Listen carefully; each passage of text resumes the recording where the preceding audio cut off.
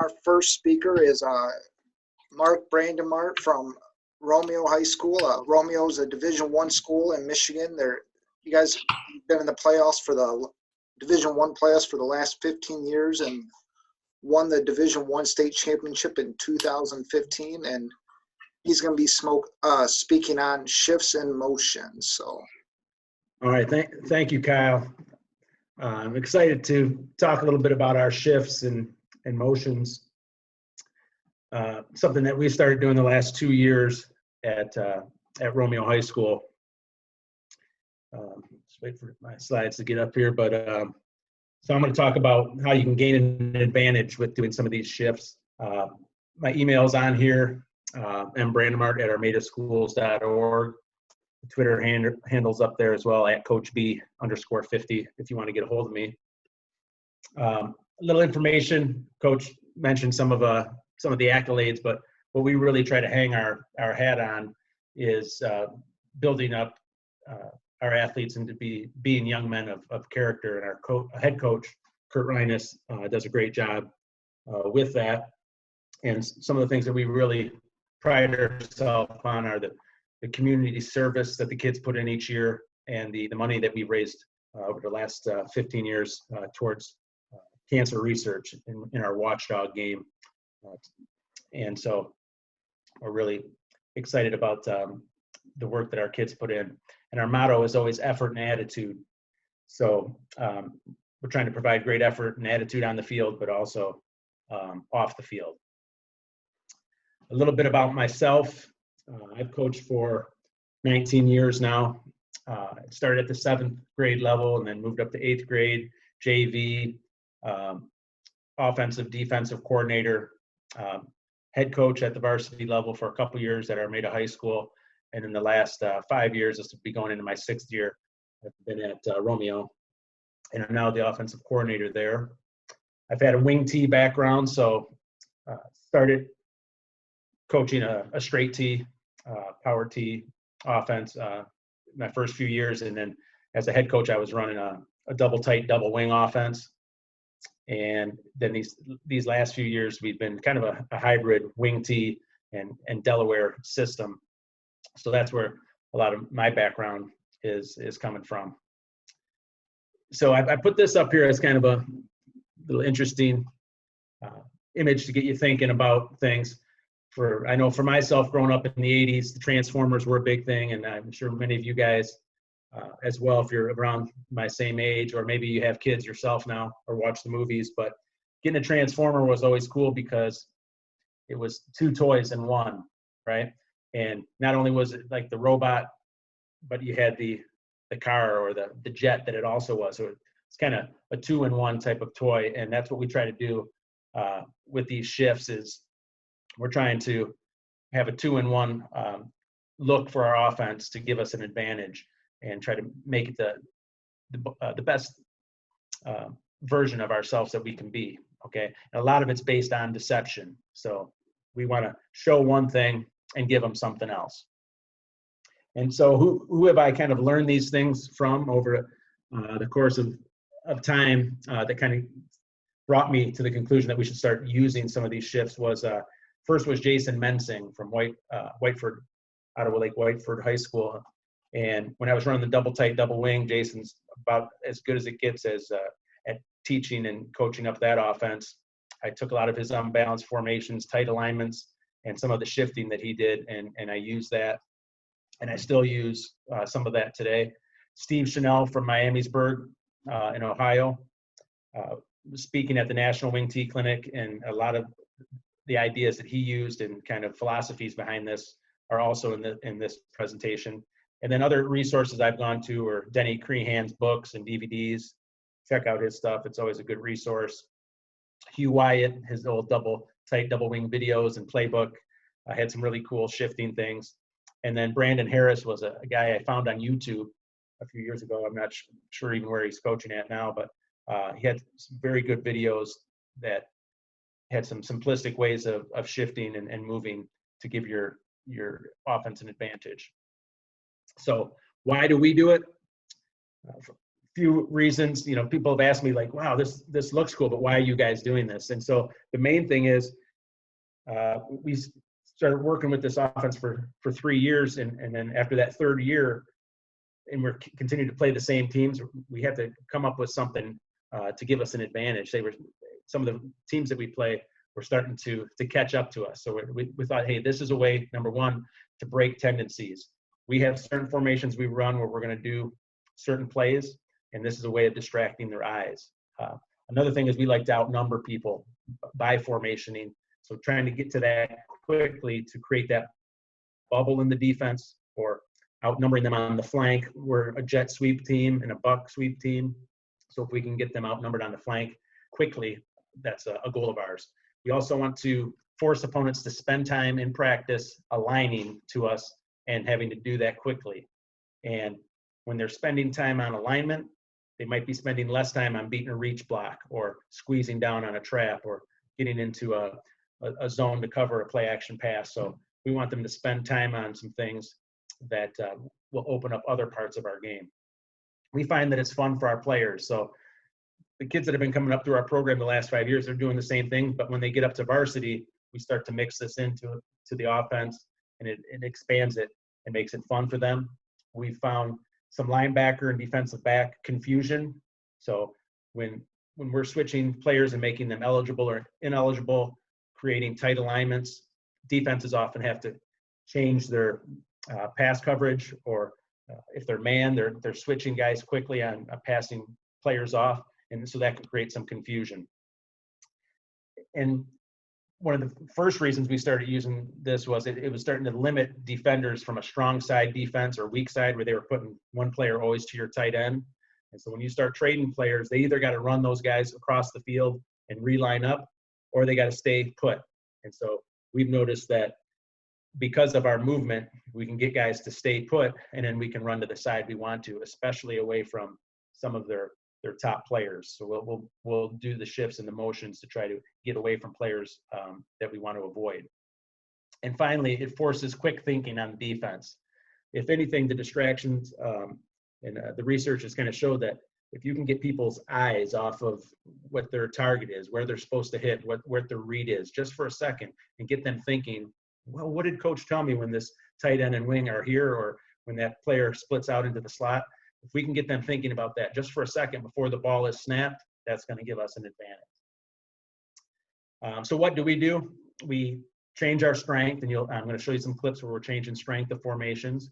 We unbalance and then go from unbalanced back to a balanced line, so that we're quickly moving in between both of those.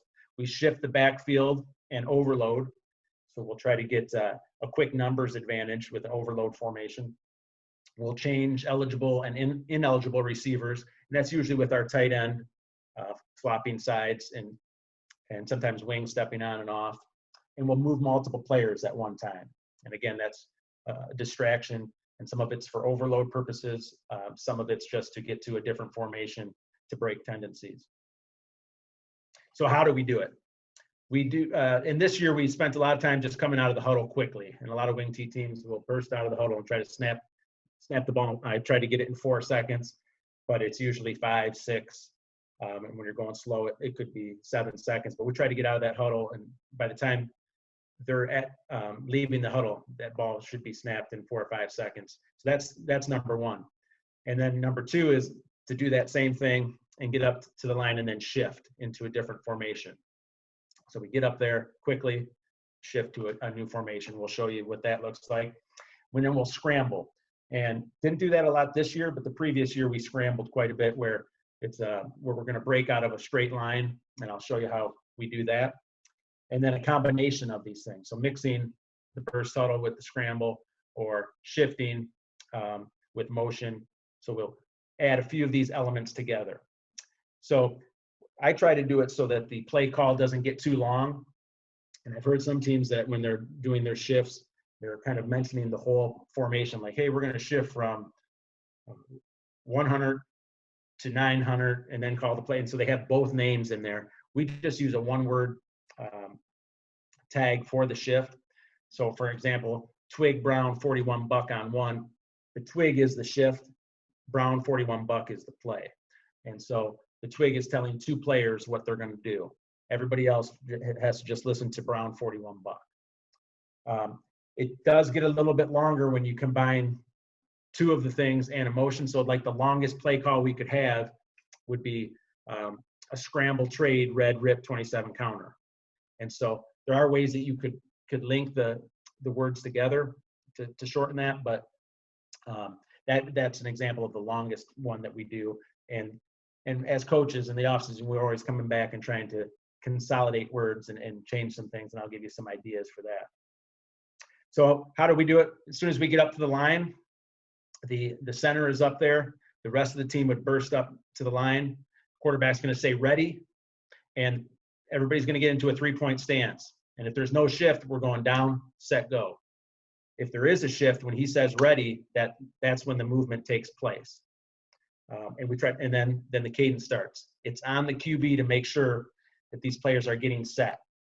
And we've had issues with that where somebody's not set and then we send a motion. So that's the one thing that you have to really just go over and practice, because sometimes in the heat of the game, the quarterback will just try to get the play going because he can see that it's open now, and sometimes he doesn't wait till everyone's set, and you have to have that 1 second set before you send motion. So that's one thing that you have to work on with the QBs, being patient. When do we work on these things? If you have a football class in Romeo, there's been years when we've had it and when we haven't, but if there's in that spring trimester in football class, they would be working on this. In our case this year, we are not currently working on that.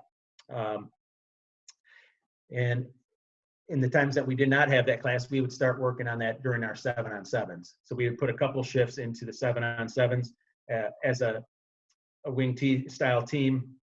Your pass game isn't that numerous, so moving some of those shifts and different formations in there during the 7-on-7 does help, because that's all stuff you're going to use in the fall. And then in your summer camp, putting a few of those shifts into the camp days that you run in the summer. And then once we get into our fall practice, maybe introducing 1 per day of some of those movements. We would introduce like 1 a day, so that by the time we get to the first game, we might have 4 or 5, 6 different shifts that we could possibly use in game 1, or have them available for the kids if we think it's something that we will need that week. Once game 1 is in the books, we'll practice it once a week during team takeoff. So there'll be about a 10-minute period. It's usually on Monday. We'll come out and we'll have scripted the movements that we want, and the kids will get our first offense and our second offense both doing those plays on air, and they'll just practice through the shift, make sure that it's clean, and do the play on air. And then we will rep those again throughout the week, those same shifts that we plan on using during any game simulations that we might have, like on Thursday pregame, or maybe it's a goal line situation where we're going to use it, but we won't use them. We won't use them in indie drills or group type drills, or just like regular inside run or something like that. We're not doing any shifting then, because you can't spend the time on if a kid messes it up. So we want to just use it in those other times. We want the opponent to spend more time on it once it gets rocking into the season than we are. I put up here examples of all the possible ones that we've done over the last 2 years. And we've had, I think there's 14 up here, and they start on the left side of your screen with all one player moving, like a trade. T for trade, the tight end moves over and switches side. So he knows when he hears trade, he's just going to line up opposite. And a tough, for example, is the super tackle. That's something I got from Jason Mensing. He knows when he hears that the super tackle is going to trade to the opposite side. So those are the only players in the specific name will tell that certain player, I'm going to line up opposite of where I should. But on the right side is some of the multiple movement examples. Like the twig is, the T is for tight end, and the wig is wing. The W is for wing. That's the tight end and the wing are both going to move opposite. So we'll go from like an unbalanced to a regular balanced formation, or vice versa. And then there's some other examples of completely flipping the line or flipping the strength, and then magic is one I'll show you at the end, where it's just multiple players going at once. And so I'm going to try to show you examples of about 10 of these 14 different shifts that we do. I'm going to pull up some film.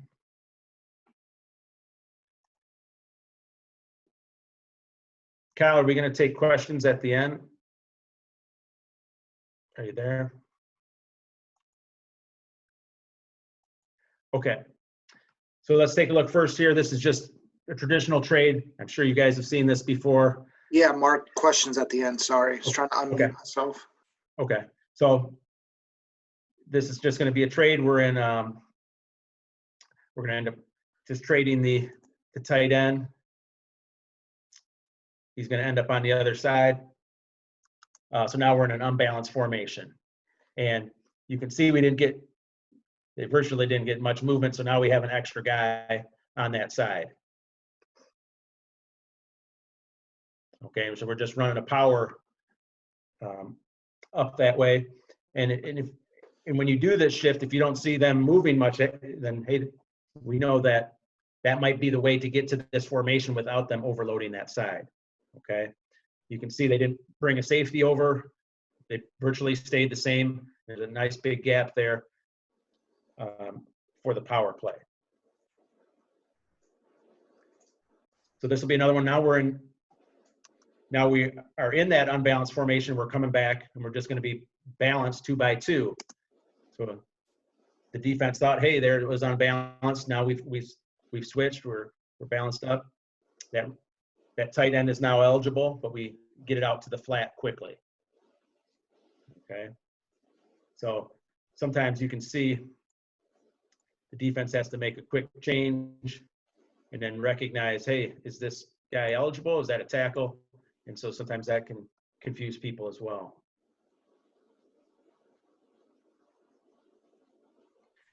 This was an example. Now we're trading our tight end over, and it was to try to get this 3-tech. He's on the strong side, but he was so good that we couldn't run trap.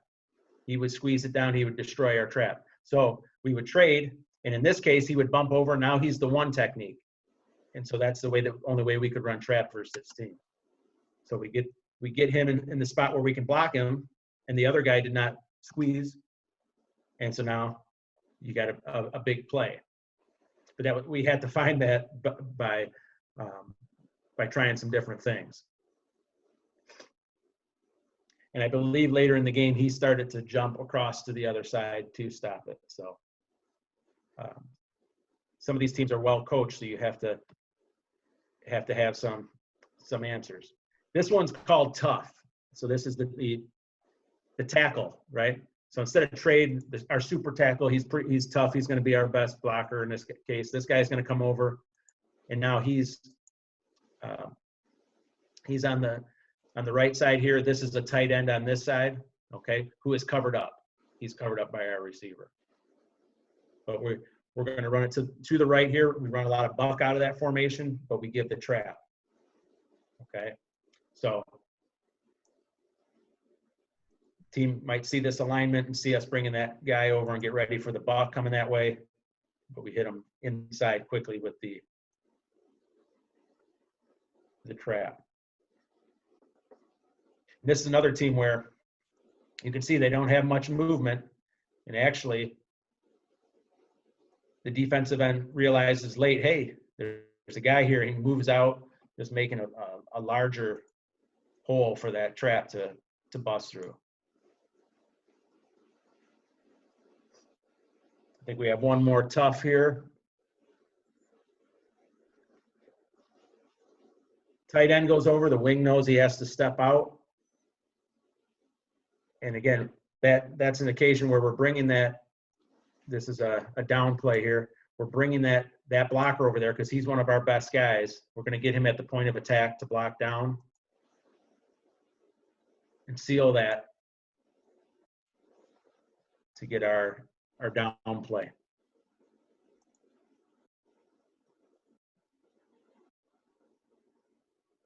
So you can see he says ready. Now that's when that movement starts. these two guys take their step in to make the formation correct on that side, and then he is getting set on his side. So he's the only guy that has to know, hey, I'm lining up opposite. Actually, here's one more tough. Again, putting him at the point of attack so we can run a counter play.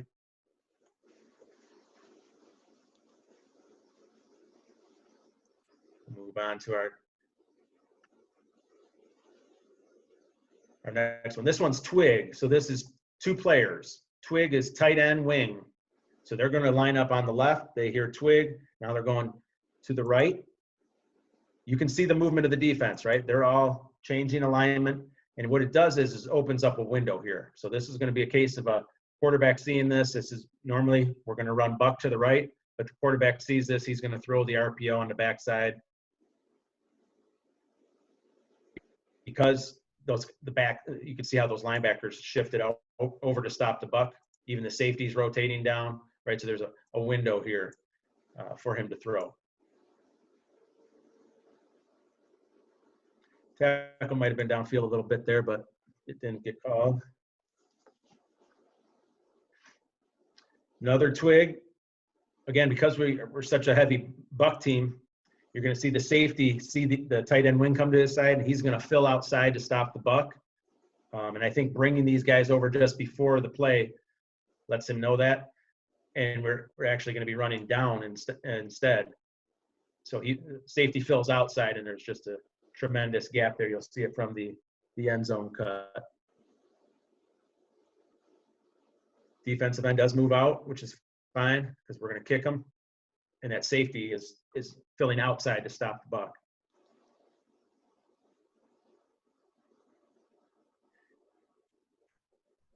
Oops. This next one is slide motion. And we've used this in the past just to slide a player over to block on the edge for play action pass or to get him out into the flat. In this case, he's going to set up like he's going to block on pass. It's just a delay. But the slide motion is just for the wing. So in this case, it's just he's going to slide over. You could insert him on your ISO play. You could have him block the edge. In this case, we're setting him up for a pass. So that's just a one for the wing.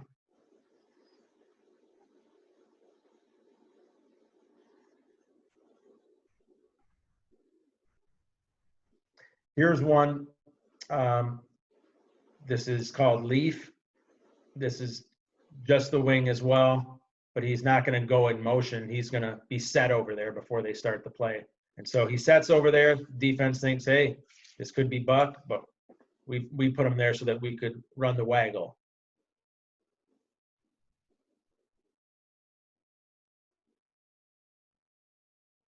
And sometimes it's nice to bring him over because the safety might not cover him, or they don't switch this coverage here, and you can get a man up the field. But in this case, actually our tight end is the guy that really comes open. We still check down and have a big play.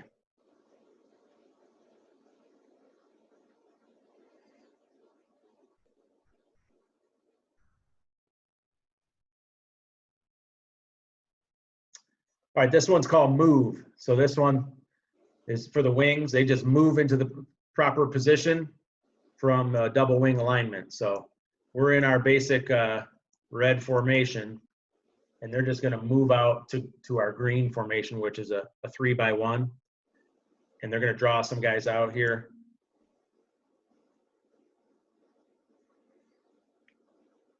We make a poor read on this one, but I just wanted to put this play in there to show you. I think there might be another move clip next. So here's another move.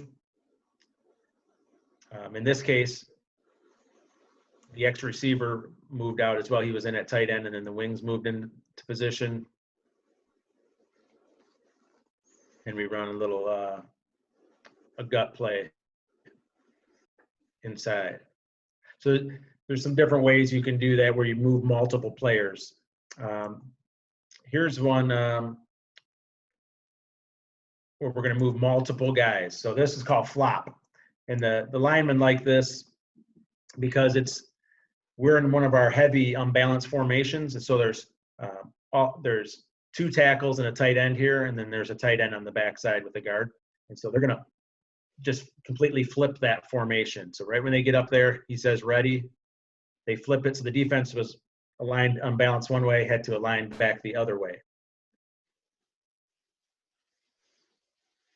And so we did that one quite a bit 2 years ago, where just the line would flip sides like that. The guards in the center were all still staying home.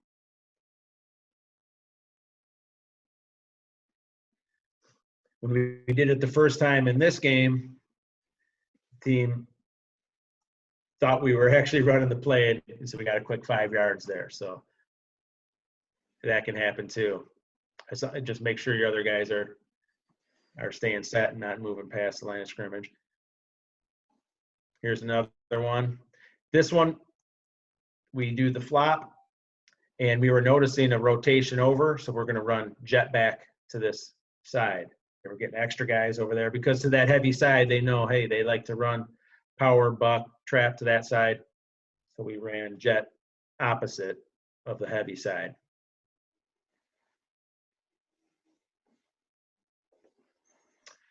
The bump is just for the fullback. So this is one for him. He just bumps into a strong or weak alignment depending on the play. So this case, he's bumping weak away from the tight end. And for us, he does that quite often if he's going to lead on jet. So that's just kind of a quick, easy one. And the bump is an auto movement for the fullback.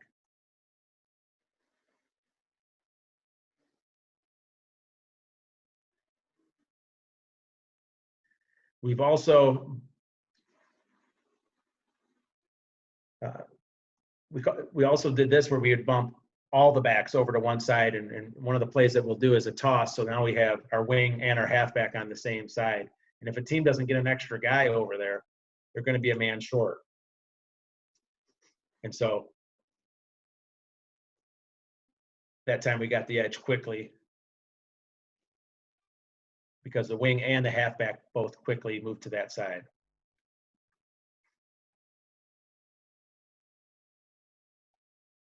And in recent years, we've just moved either the wing quickly over there or just the halfback to try to make it go faster. So a couple years ago, we were doing it that way. I know I'm running short on time here. I'm going to try to get just you're good. a couple. Are we good, Kyle, or you want me to? Yeah, go ahead. Take your time.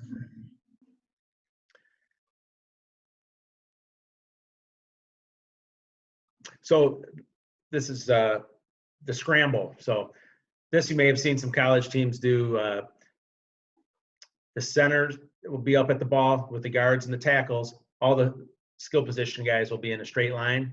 And then the play's been called already. When he claps his hand, they burst from there to the formation that's called. So you can do it just from the huddle where everybody goes. This way, I think guys can get set a little faster, and it can give a different look because they're coming from different spots, and they can't necessarily see them like when they're watching them come out of the huddle normally. So this is a nice one that we've used. We do put the X receiver out there. If he's not going to be in a tight formation of some sort, he goes, he'll leave early too, because it takes him too long to get out there and the defense can recognize it. So if he's just going to be in some tight alignment, he can come with the bunch. But if not, he leaves early with the linemen. So we'll show you a couple of examples of the scramble, and then a scramble mixed with some of those other things you've already seen, like trades and bumps. So here they're just waiting for the ref to give them the signal. He says ready. He makes sure that they're set. The wing lined up wrong, but got to the correct spot. And so that's just the basic scramble.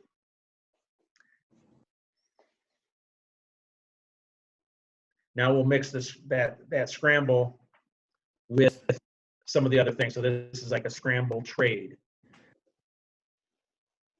So they're quickly getting to their spots. And then we trade it. And then we motion. So there's 3 movements on that play.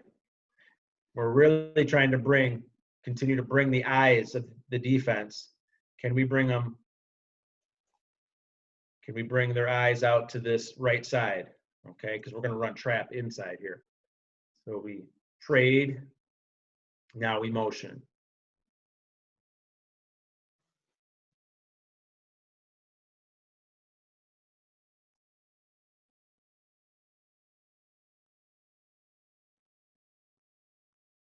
This will be another example of the scramble trade.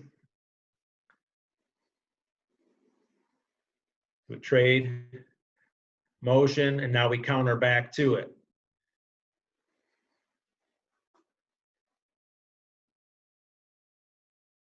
X receiver needs to keep his block downfield, but overall, it's a nice play.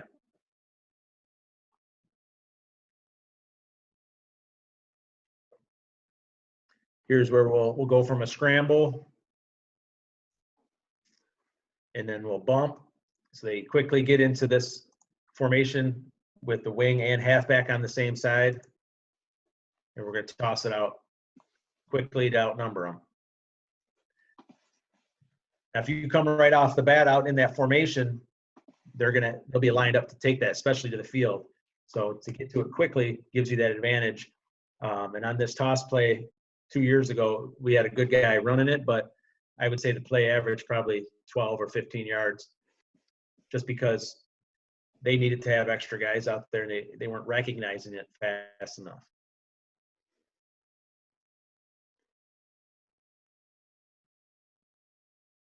Last one. This last one is called Magic. So this is a combination one. This one's going to take the tight end, the wing, and the halfback. So 3 guys are going to quickly move. And so it could change us from balanced to unbalanced to a strong backfield or weak, just depending on what we end up in. And so this one looks pretty cool. And we went from a tight end wing on this side to a tight end wing unbalanced over here.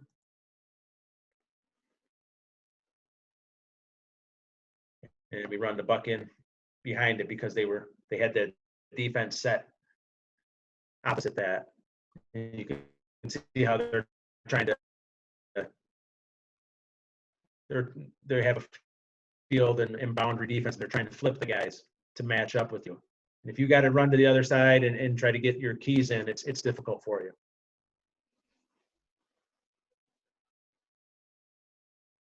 Here's Magic again. So the tight end switched. And so did the wing.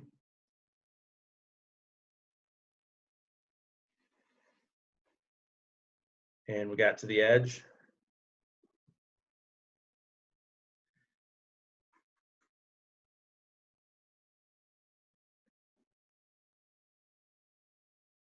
And then that was just a power play.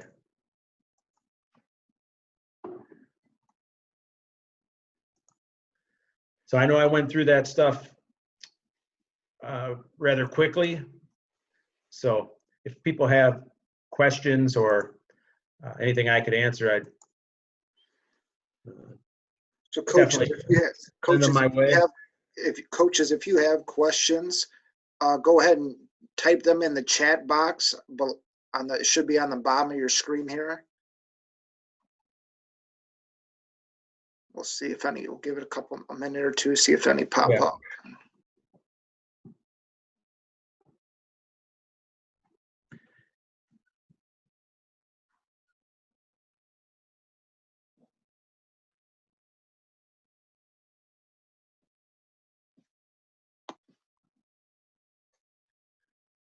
So, for Coach, I have a question here. So, what are you guys doing for your splits?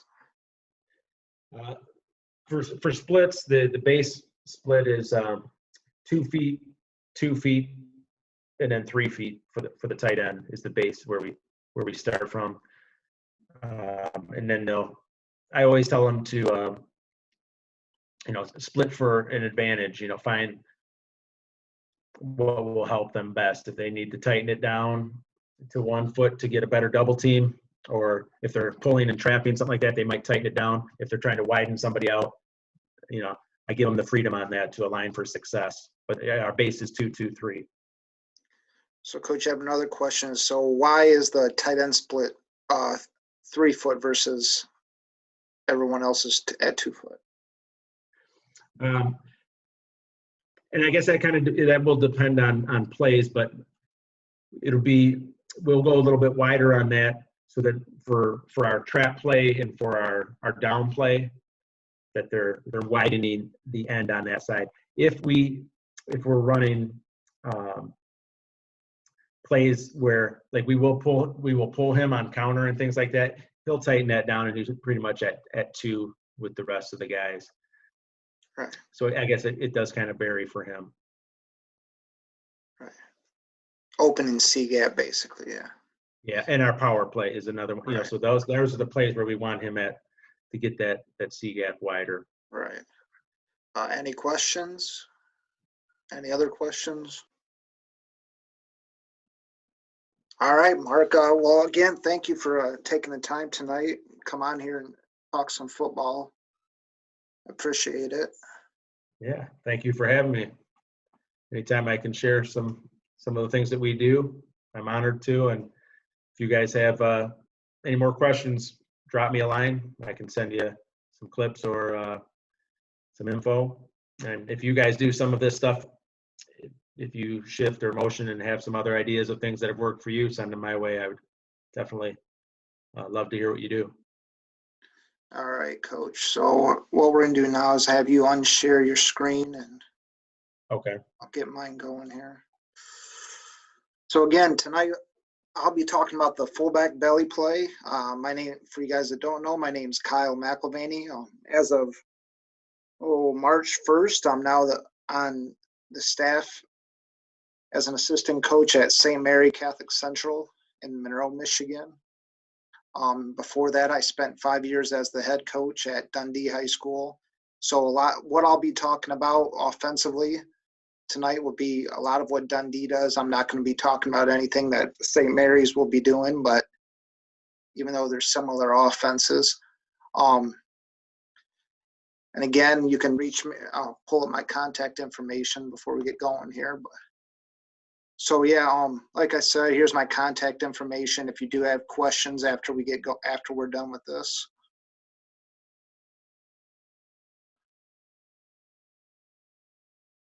Just real quick, some lessons learned having done this now. This will be going into my 17th year of doing this. I believe in this as faith, family, and football. Number one is to be selfless, serve others. Regardless whether you're an assistant or the head coach, serve others and try to, build that culture within your players. The second thing is no egos. Fragile egos, big egos are never going to help your program. It's probably going to be what's going to sink your program the fastest. And I've always said this, especially when I was a head coach, if all our players learn from us is how to play a game, then we've failed them as coaches. I believe we have a stronger responsibility than just teaching them how to play a game. Just a real quick background on me. Like I said, I'm now on the staff at St. Mary's down in Monroe. Before that, I spent 5 years as the head coach at Dundee High School. This past year, we qualified for the Division V playoffs and also had the number 1 overall GPA in Division V for Team Academic All-State. And I was a member of the 2016 AFCA 30 under 30 class. Before that, I spent my career coaching in Ohio. Spent 4 years at Anthony Wayne High School, 4 years at Swanton High School in Northwest Ohio, and also a year at Delta High School. Went to St. Mary's, so it's nice to be coaching back in my alma mater. And then I was also a graduate at University of Toledo, and I'll be graduating again from college from the University of Notre Dame this summer. and I'm also the director of inclusion at St. Mary's. We're the first Catholic high school in Michigan to have a full special education program. So I enjoy my job. It'll be nice to be in the building coaching there too. So our base offense is full house T. For us, and everybody does it a little differently, but we have our backs, toes at 4 yards. Our fullback will set the depth. We want our line off the ball as far as possible. We'll tell our line to have their helmets even with the center's hip, or have their down hand even with the center's toes. We'll have 6-inch splits for the most part. It says they're 1 foot, but usually they end up being 6 inches. And then our tackle to tight end split will be 2.5 feet, and that's really, like Coach said earlier, to open C gap. The must-knows of running this offense, and I'll briefly go through this, is you have to be 100% committed to it. If you water it down and do other things, you're probably not going to be able to execute it that well. Another big point I'll go down to is your offensive line must be able to apply their blocking rules against any front they encounter, because you're not going to see the standard 4-3 or a 5-2 box. You're probably going to see some sort of an 8-man, 9-man front, or some kind of defense that you don't see on Saturdays and Sundays. Obviously, for you guys that run this, your backfield fakes, you got to carry them out to the extreme, 20 yards downfield. This is how we keep teams from gang tackling us, and it's really a discipline thing. We're going to out-repetition the defense. You have to have guys on your staff that are willing to coach details over and over again. And obviously, like I said there at the bottom, you can't be all things to all people. There's going to be people that complain and tell you, hey, there's 9 guys in the box. Well, you have 10 blockers. So it doesn't just, you can't be all things to all people. Just be yourself and trust it. So learning the belly play. I learned this play from 2 respected coaches in Ohio. One being Mike Vickers, he was a head coach at about 6 different programs and turned them all around over 30 years. And the other one was his offensive line coach and D coordinator named Tim Spees, who's also been a head coach in Ohio, and he was one in Michigan. They both learned it from Skip Buckman at Memorial High School in St. Mary's. For us, belly's the second play that we would put in for the fullback after trap. When I was at Dundee and Anthony Wayne, Swanton Delta, we didn't run wide trap. Belly was always our answer instead of putting in wide trap. And where I learned it was the Dennis Crehan books, and also, if you can ever get a hold of it, the Hotline to Victory book by Woody Hayes. And also, I've heard good things about the book by Al Black called Attacking Modern Defenses with Belly Option. You can get a hold of that through interlibrary loan, since most of us teachers now have a lot of free time. It's, from what I hear, it's pretty good. For us, the fullback, at least in our offense at my previous stops, it's the equivalent to the tailback in the I formation. We're putting our best running back there. We don't really care if he's big or small, but we expect him to carry it 20 times a game or so. And we also expect him to be a threat in the passing game. So what you see below there, that's for the last 5 years I was at Dundee, the fullbacks I had. And as you can see, they all ended up being 1,000-yard rushers, except for the 1 year I split it between 2 kids. They're also involved in the passing game as well. And our number 1 play was just, what the Delaware guys would call waggle or boot, where the fullback would leak out in the flat off power. So 33 and 34 belly. It's our version of ISO, and we feel we can call it against any defense. We'll call this play early when we know from film that they have linebackers that are going to read guards, because as we've evolved over the years, we've gone away from X blocking or doing this or that. We just base block it as much as we can. The fullback footwork on it's really important. He's got to do it right, because it'll time up with the seams opening up front. So fullback's footwork with the play side foot, starting with the play side foot, he's going to lateral. It's about a 6-inch lateral step. Crossover, plant. The quarterback's going to reverse out and get the ball to him as deep as possible. I'm not like, the Delaware guys that run the belly keep and sweep and tackle trap counter. We didn't run any of that. We would pair it with rocket on a double wing, or we just ran it out of the tee. And our complement to it was belly keep pass. Like I said, we base block it 95% of the time, even though we have a couple blocking scheme adjustments if we absolutely have to. Also make sure if your lead blockers from a halfback position, that he jab steps before leading through, because he can't just rush in there. He's got to give it time for those seams to open.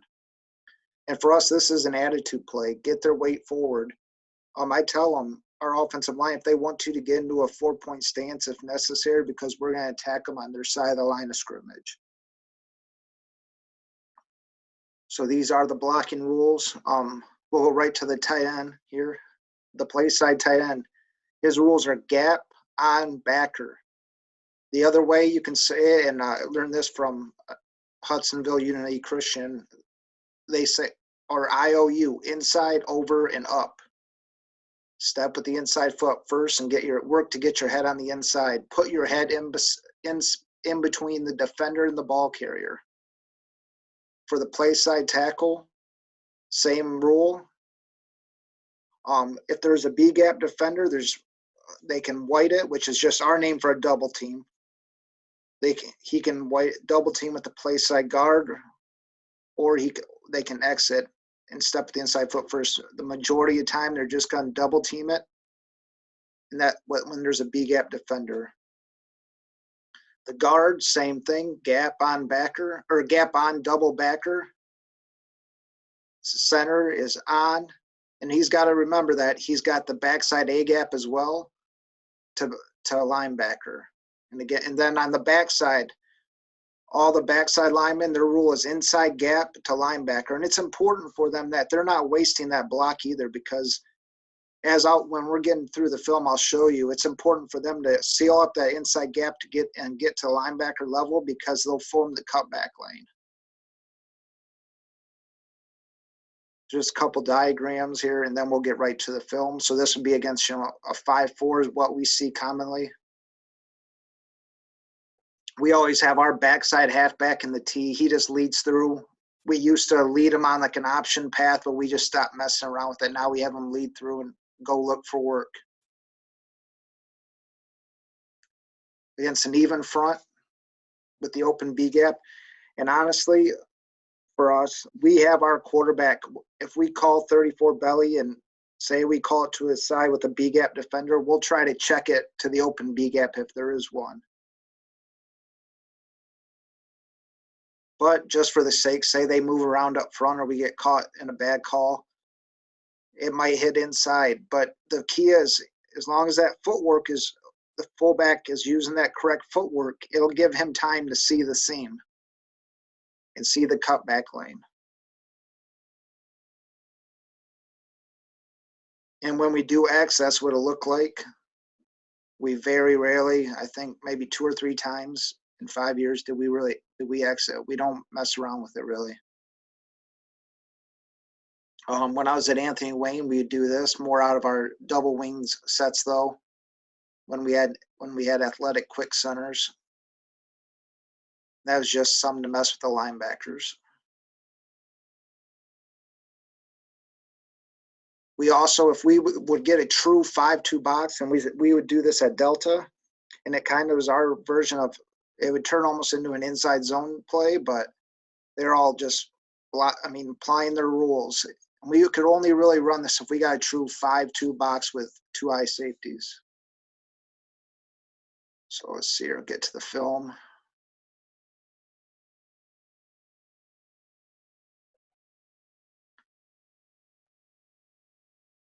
Nobody tell Dundee I still use their huddle. Let's see here.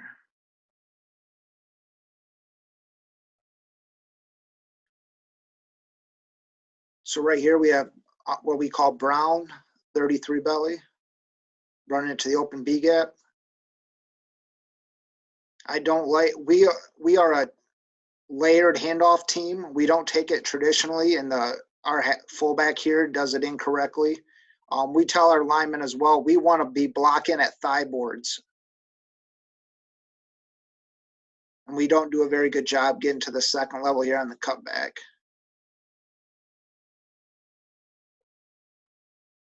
So this would be Brown, strong slide, 34 belly. This is from this year. So the whole night we've been running slide motion with the wing back and running belly. Now we're just kind of key breaking. That's a nice job by the right guard blocking that thigh board level here.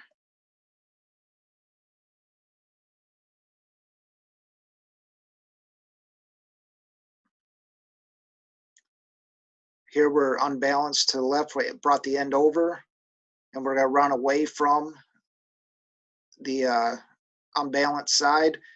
And we blocked this incorrectly. Luckily our fullback was pretty good this year. He ended up signing with the University of Findlay to play slot receiver. But in a perfect world, the right guard here would block down on this big fella who's in A gap.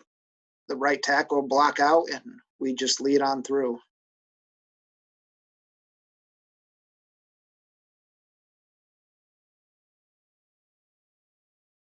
We do get in the gun a little bit. And I mean, it's pretty easy play from the gun. The rules still the same. And our lead back, I don't know what he was doing there, but that's what happens when you're under center 95% of the time and jump in the gun. Still good play.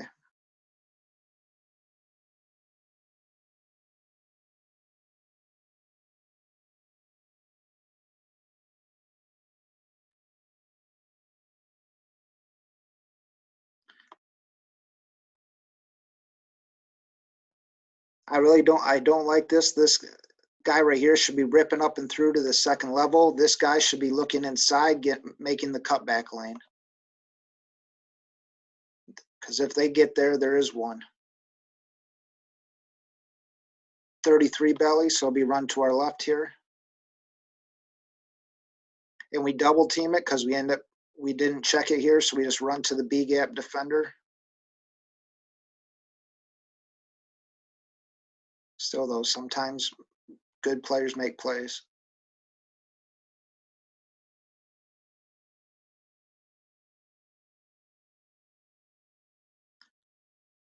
I want to go ahead to,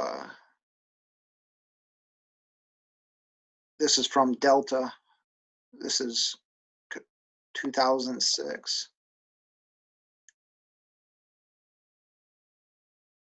This was run a little more traditional with the X calls, but number 34, that's Derek Vickers. That was Mike Vickers' son. He'd end up going on to go to college for throwing and end up being an alternate for the Olympic team for throwing.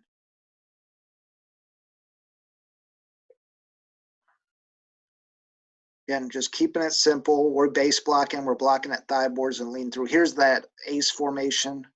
Deuce formation. So against Patrick Henry, who was a very good program in Northwest Ohio, giving us the 5-2 box.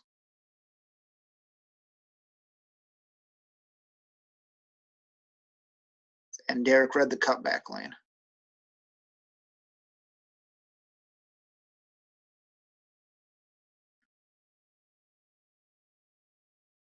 Go back here. Real quick, I'm going to go through these diagrams and get to the film so we stay on some kind of schedule. So also we would pair this up when I was at Anthony Wayne. We paired it with jet motion a lot. At Dundee, for whatever reason, we just really could never get jet going, but we were pretty good with rocket. We also did this in Anthony Wayne quite a bit. We called it twirl motion, where the back would motion in the backfield just like he's running rocket plant with his his inside foot and then lead through. This is another one, okay? We didn't do this enough at Dundee, and I should have. So obviously when motion goes away from the play, people are thinking all you can run is counter backside or boot or reverse or trap. This gave us a way to run belly away from motion. And we could only run it if we had an open B gap look. But we'd have still, the rules still applied the same, but we'd have this tight end drop step with his inside foot and lead underneath. And we called that fold. This is our slide motion. So go right, click back to the film here.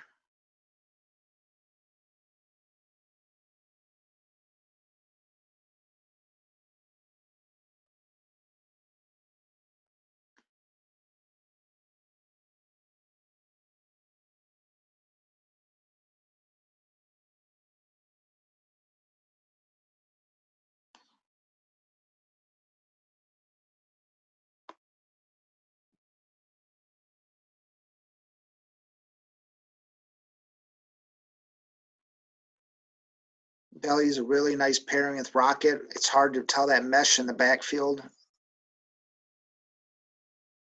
And especially linebackers are eventually going to cheat. Like you see here, the play side linebacker and this outside linebacker, they start to cheat to the rocket motion.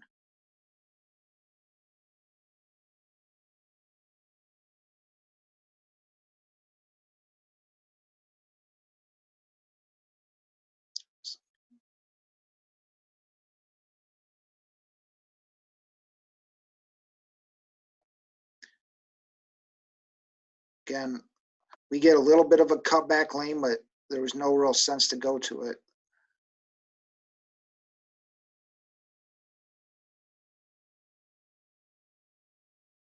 Here we went tackle over.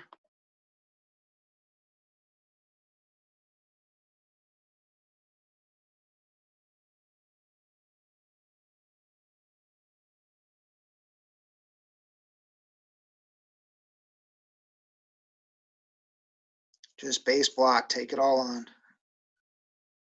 Keep it simple.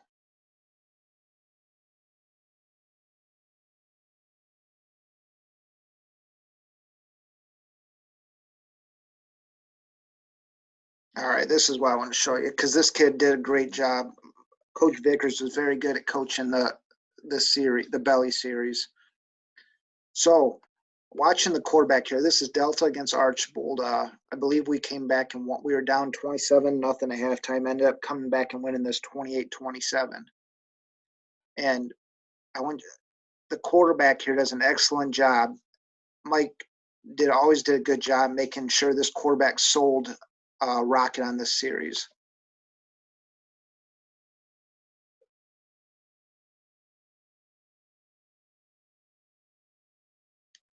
Yeah. So the rocket motion, the quarterback actually lifts the ball all the way up in the air for the defense to see, brings it back down, hand off, and there's the cutback lane like we talked about. Off to the races.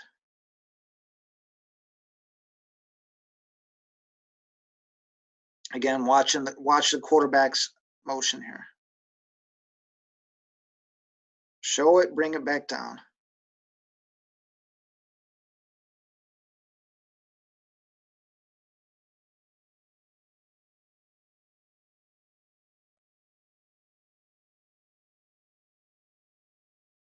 Little fly motion.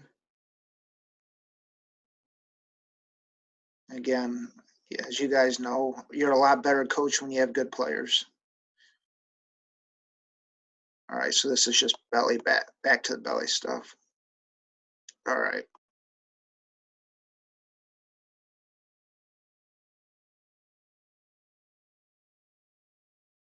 So just some lessons learned through all this. Make sure you have a check with me system to the open B gap.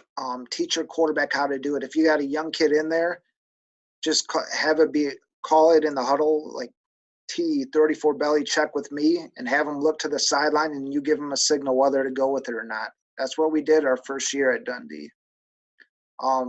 We like double tight formations because it made unbalanced defenses balance up. For us, in my opinion anyway, pairing with the rocket motion was the easiest way to install the belly series. And for us, and I didn't do it at Dundee, but I should have. We did it at Anthony and Wayne did a good job of it. Have the ability to run belly away from the motion as a key breaker. Obviously, like I said, the fullback's footwork is important and must be done correctly for those seams to open up. Also, remember the backside of the offensive line's job is as important as the play side. Once they step with the inside foot and secure their inside gap, they're ripping to second level to create the cutback lane. Also for wider splits help as well. At Delta, we were 2-foot splits because we were more Delaware wing T, and Anthony Wayne was the same. We were 2-foot splits, and we had really smart kids. Regardless of splits, you have to work with your fullback on his vision and not putting his head down as he breaks the line of scrimmage. Let's see here. Also, you're going to eventually run into defenses that are going to read your quarterback's face mask. So obviously, because on the T and a lot of the Delaware plays, what he's going to reverse out to most of his plays.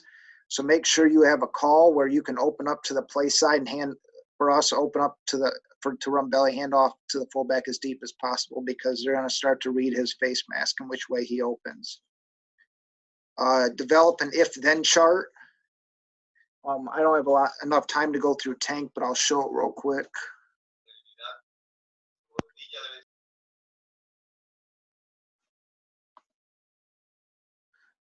Let's see here. Do you ever have trouble with a lead back not being a strong blocker? Yes, but we tell him to aim for the waist. And even if he aims so the question was, do you ever have trouble with the lead back not being a strong blocker? Yeah, and when we do have that issue, we just tell him to try to get his shoulder pads into the guy's waist. And even if there's a stalemate, we hope we remember our fullback's going to be our best kid. So we hope that he can at least cut back or put his shoulder down and get 10 feet. So for us, this is what an if-then chart would look like. It was made popular by Bill Walsh and Paul Johnson. I don't know if you guys can see that, but so like, for example, double three techniques. We can either have the blocking scheme adjustment or a new play. Linebackers walked up to B gap. Run it as is. Expect there to be contact sooner, or here's your possible new plays. And you can do this for really any offense or any play. Real quick, I'll show you the tank form. This is our tank formation. We ran this as an adjustment to start. This is when we knew we wanted to just run belly no matter what. We would break the huddle, sprint to the line of scrimmage, find the open B gap, and go. It was always a check with me call, and you could also run other plays out of it. We also would mess around depending on the week, and we could say tank A, B, and put the one wing here, another wing here, and vice versa, whatever we wanted to tag it. Real quick, the drill we always used to run belly lock, called it sky is falling, meaning no matter what, we were going to run belly against it. Didn't matter what, because Mike Vickers' attitude would always kind of drive home that mentality of it. If we do what we do and they do what we do, then it doesn't really matter. Half line setup, that we had a scout coach could throw any front they wanted. The big thing here was the position coach's placement to evaluate technique. We had one guy always behind the guard, one right next to the tight end here, and one back here for the scout. And as the head coach, I'd be right here in the middle going. As soon as one side was finished, the other side went. And we would do this rapid fire. And it would be a great conditioner too. Because, we would get 4, 5, 6 reps in a minute. And the position coaches would pre-plan their rotations. So we got a lot of reps in a short amount of time.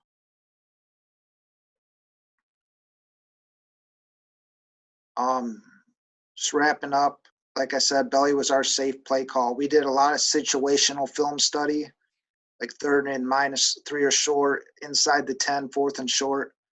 And also for us, we always tried to find which opposing linebacker wasn't as good at run fits because there was no read for them. There wasn't pulling guards or anything. So we really had to truly read to step up. Like any play, the more attention you give it, the more of a home run threat it'll be. Especially like the backside offensive line technique, the footwork, etc. Again, having a check with me system to get belly into the open B gap. But remember, you still got to practice a couple ways in case you get caught. Make sure you have a good coach in the box that can tell you what the linebackers and defensive ends are doing. Even you got to be able to. I think it's important to assign your assistants to have a certain guy defender to watch every play, and so they don't get caught up watching the game like a fan. Just a real quick plug. This clinic and there's Coach Nick Bandstra. He has a football YouTube channel. If you just go on YouTube and put in his name, he has a bunch of good clinics on there. This clinic will be on there once it's done. And I have a few more up there. Let's see, I have another question. Do you think it's too expensive to pair the power tee and the wing tee? I think it depends on what you really want to run out of the wing tee. As far as what plays you want to run. I think it would be difficult to try to run the buck sweep and the power tee. But, yeah, I mean, it really just depends on what plays you're looking at. I do know a lot of power tee teams in Michigan, they can line up in double tight, double wing, and they'll just run a very vanilla jet series of jet, trap, and boot. But hopefully that helps. I was thinking about the idea of pairing belly with like what Winky calls the belly G, riding the belly. Oh, sure. Like the double dive series or whatever they call it. I guess we this past couple of years we were I became a fan of the power tee by watching a team called Elk River out of Michigan and oh yeah. But we were this past couple of years we were based off of the Rich Stewart pistol wing T series, and a lot of times when teams tried to really take away our belly by crashing hard on the defensive end, they could not stop us running 47 and 28 G. Right. Yeah. I think you can. It's just, for us, the problem was we would get into a wing formation. Yeah, Elk River, Steve Hamilton used to be a Michigan coach, but the problem for us was when we break the tee and get into just a traditional tight end wing formation was there's a really big formation tendency because there's only certain plays you could run to the tight end wing and certain plays to the halfback side. But we do it. I mean, we would line up in a strong formation, just kind of like you're talking about, put the halfback on the same side as well and run just toss belly and trap back. And I think it's just a matter of what you think you can execute. Again, that's my contact information. I don't know if I have all the answers. I don't have all the answers, guys. Everything here is I was really lucky to learn from some good coaches. And I played for a very good one as well. So if there's not any other questions, I'm going to get Coach Poltrock ready to go here. And Coach Poltrock, I'm the offense coordinator at Reagan High School in Milwaukee, Wisconsin. We've struggled with deciding about how to go running our counter game. We've done it two different ways. One with the split flow where our fullback goes and blocks the DN, and one with a full flow where we pull a backside guard and he blocks the D end. And I still struggle with what's the best way to do it. And I think we spent about half the years of the offense running it one way and with other supplemental plays, and half our time running it a different way. So a little background on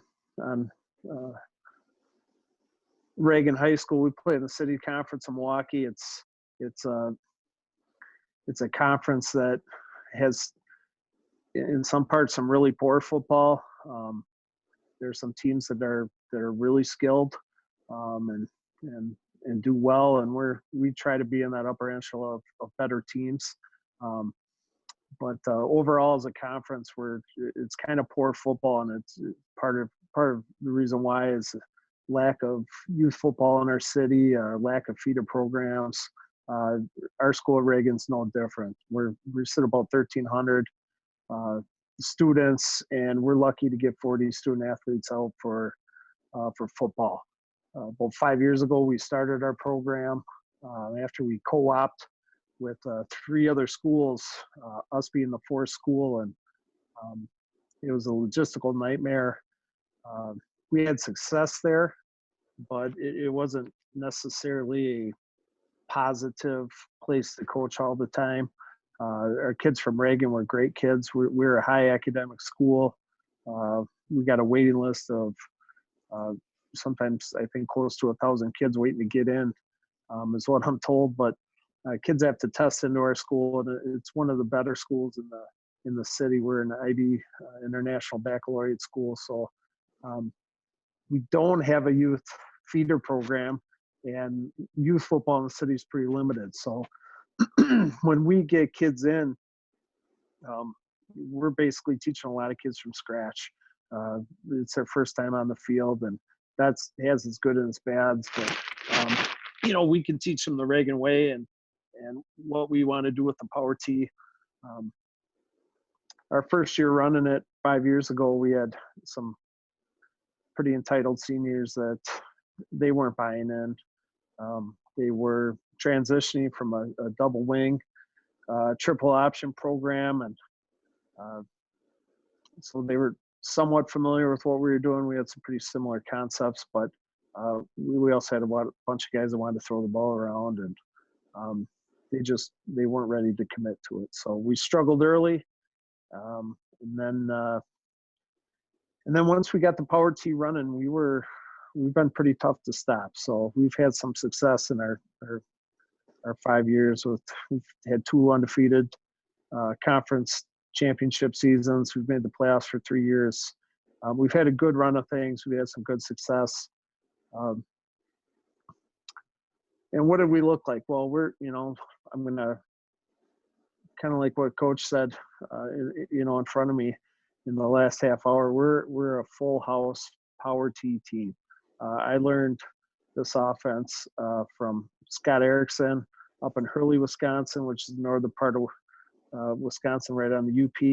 And he learned it through numerous people, and John Shillitoe and Irv Sigler, and I can't watch enough film of Soldotna and Elk River and Zealand, and I've become kind of a Michigan import because I watch so much film of what's going on in Michigan. But in Wisconsin, we're one of 2 teams that are running the Power T, and we are right now about as basic as you could be. We run trap, wide trap, our power off tackle, the keep pass, counter, which I'm going to dive into here in a second, and then of course the Michigan pass. But when we started off,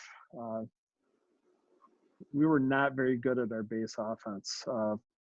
We had not mastered what it was we were doing, and although I learned a lot watching YouTube videos and making phone calls and being in those old chat rooms, it was hard to find the fine details until you really got a chance to sit down and talk to some people. So, of course, I did what I saw on film, and I see a lot of teams running toss and sweep, the belly, boot, screen, pop pass. I mean, we added a lot of plays, and I heard, I think it was last week I was in a Zoom clinic, and too much water in the Kool-Aid, you water down the Kool-Aid, so it doesn't taste very good. Well, I found that's exactly what we were doing. We had too much in, and we were not very good at it. We didn't know the fine-tuning points, the specifics. We didn't know exactly how to coach the details, because in some cases we didn't know what the details were. So we were, a lot of trial and error. There wasn't a single T team that we could go and see. So the first time I saw the Power T run, I was running it. I was coaching it. So, and the down part of having all these plays is what we ran. Some of it worked, but it was not sequential. And I found out in doing football for as long as I have and coaching that a sequential offense, when you have that, that's when you really have a true offense. So standalone plays were just short-term success. They were a Band-Aid. They weren't something to build our foundation on. And eventually what we were, the know of all, but the master of nothing. So what did we do? We decided to search for less.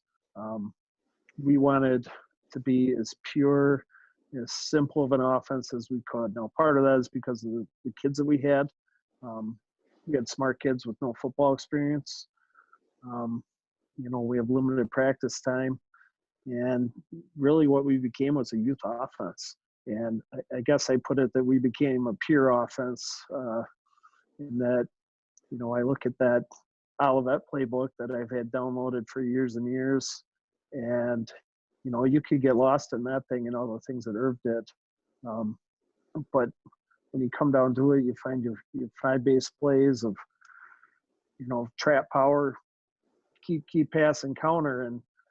And we wanted to build off those things. So we went from an Olivet playbook down to a note card that, the playbook isn't much over at Reagan. So we're all in for being simple. Gus over at Cedar Springs talks about the KFC. They do chicken. I always love it when he says that. The chicken. We make chicken. That's what we do. We run the T. We don't do much of anything else. We're 100% T formation. We're no motion. We're no shifts. We got 2 tight ends and 3 backs. And that's what we do. We don't break that anymore. We used to, but in about the past 2-3 seasons, we haven't got out of that T formation. So the first thing we found that was really helpful was to be simple. We need to commit to the key play. We had a real hard time, finding the edge, getting to the edge. And it was really easy to bring our guards out, get a wing, start running sweep.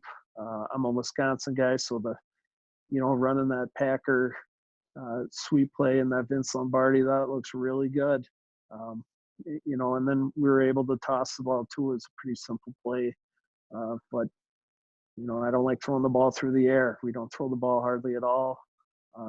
So toss to me was just another way to fumble the ball, but it was an easy play to get to the edge. Once we got rid of sweep and toss and fully concentrated on the key play, that was our way to be a little bit more comfortable with paring down the offense and simplifying it.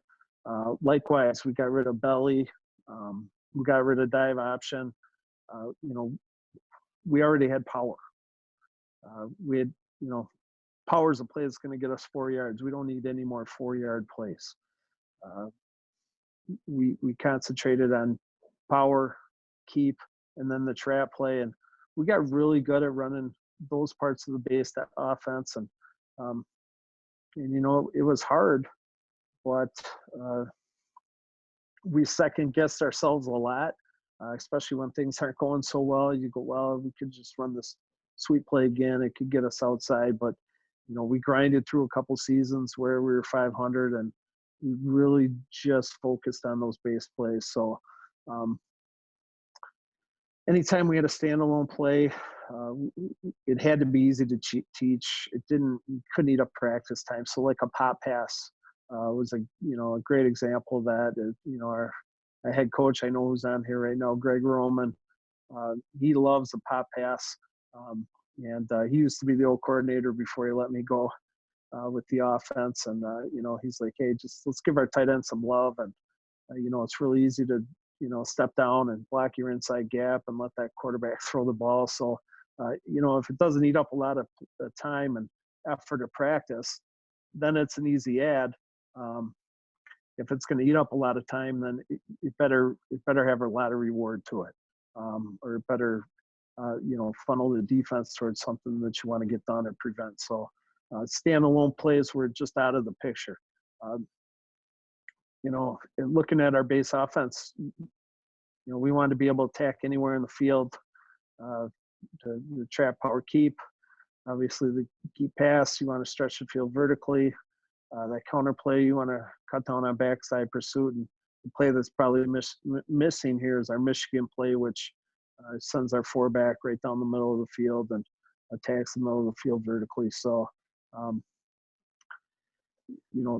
with that simple of an offense, the play that I always struggled with was counter. And part of the reason was we started off running the typical GY counter. We pull our backside guard and we lead up our tight end.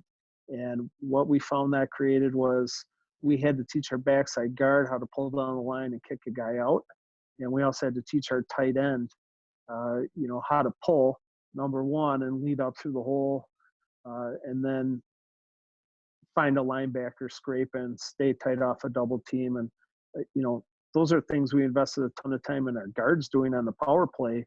And now we had to insert one more guy into that mix of teaching our tight ends how to do that. Well, as we pared down the offense and got simple with that, our next way to spend our time in the off season, I guess, was, instead of looking at schemes, we really looked at how our practice was. So part of that went into our decision making. But in Wisconsin, we get 2 hours. Part of that is our school. We practice from 3:30 to about 5:30. And then we got to send our kids out. Some of our kids will have an hour bus ride home. Have to take city buses from one side of the city to the other. So our head coach does a great job of getting them out on time, having our time with them be all the time that's expected of them. And then they can consistently get home, do their homework, be with their family. So, this is just an overview of how we took a look at our practice schedule. And, I'm sure similar stuff that you guys do, but we want to reduce the number of plays, be highly organized. Routine is key for our kids. Any drill that doesn't translate on the field, we get rid of it. Have as many game situations, do our small changes, and, we don't huddle in our practice. We just try to save time by getting around the line of scrimmage and going. So, Coach, you got a question. Yeah, go shoot it at me, Coach. I'm. You got a question. Do you find it difficult to simulate 2-minute drill or those other sense of urgency moments? Yeah, we so our 2-minute drill, we go and we do doubles. We throw our tight ends out to split ends, and then we take our 2 halfbacks and we cut the distance at 7 yards, right? And then we run hitch, goes, slant arrows. Our favorite play out of 2-minute is obviously trap. We don't go shotgun in 2-minute. We still go under center and run trap. The last couple of years, we've used our 2-minute 0 times. At the end of this last year, coach would be like, "Hey, you want to do 2-minute?" And we're like, "Nah, let's not do that." And that, that's probably a flaw on my part, but we're not very good at it. And if we set ourselves in a position to have to use that, we're probably losing a game, and it's probably not a close game. We've had better success running our offense where I'll call in 2 plays at a time. And our kids will we'll call 2 plays in the huddle. We'll run 1 play right back on the ball, run the next play. And I actually set my wristband up so that I can call 2 plays at a time, and we just pair them like that. And we're probably more successful running down the field doing that than, trying to run a go route and have my guards pass protect. Right. So, Yeah. So in the same thing, like our practice field, we don't have a goalpost. We practice on a softball field in the outfield. So in the 5 years we've had a program at Reagan, we've never kicked an extra point, and we've never attempted a field goal. So, you know, it's like some of my friends are like, well, what do you do when you're down, you know, and you need to kick a field goal? It's like, well, we don't need to kick a field goal. I mean, we've never been in a position where we need to kick a field goal to win a game. And if we did, we'd probably be better, you know, running a different play to try to get in the end zone. So, I mean, yeah, I mean, that's a downfall of our offense and what we choose to do. But, you know, we're all in, you know, you live and die with it. And that's, you know, hopefully you score enough points to keep you close enough, 1 or 2 touchdowns, and you're not, you know, grasping for, you know, geez, do we need to run a hook and ladder right now? I mean, what's the big play that we can run to get us back in the game? Our kids aren't looking around for that. Our kids think, let's just run trap. You know, maybe trap will be a 30-yard play this time, because they know it can be. So, yeah, I hope that answers that question. If you got any more, please just interrupt me, Coach. Okay. We get rolling here, but I always add this in my PowerPoints. This is like, oh, I'm sorry, I never got to this last slide, but you can see how we organize our practice. We put a lot of time and effort into figuring this out. I have 3 offensive coaches. I have a backs coach, which my head coach is. I have a big coach, which my O-line coach is phenomenal. He's a Carthage grad up here in Wisconsin. You know, he played his high school ball in Michigan. Shefferly carries some weight in the coaching realms over there in the state of Michigan, and you know, so we have bigs and backs. I'm the swing guy.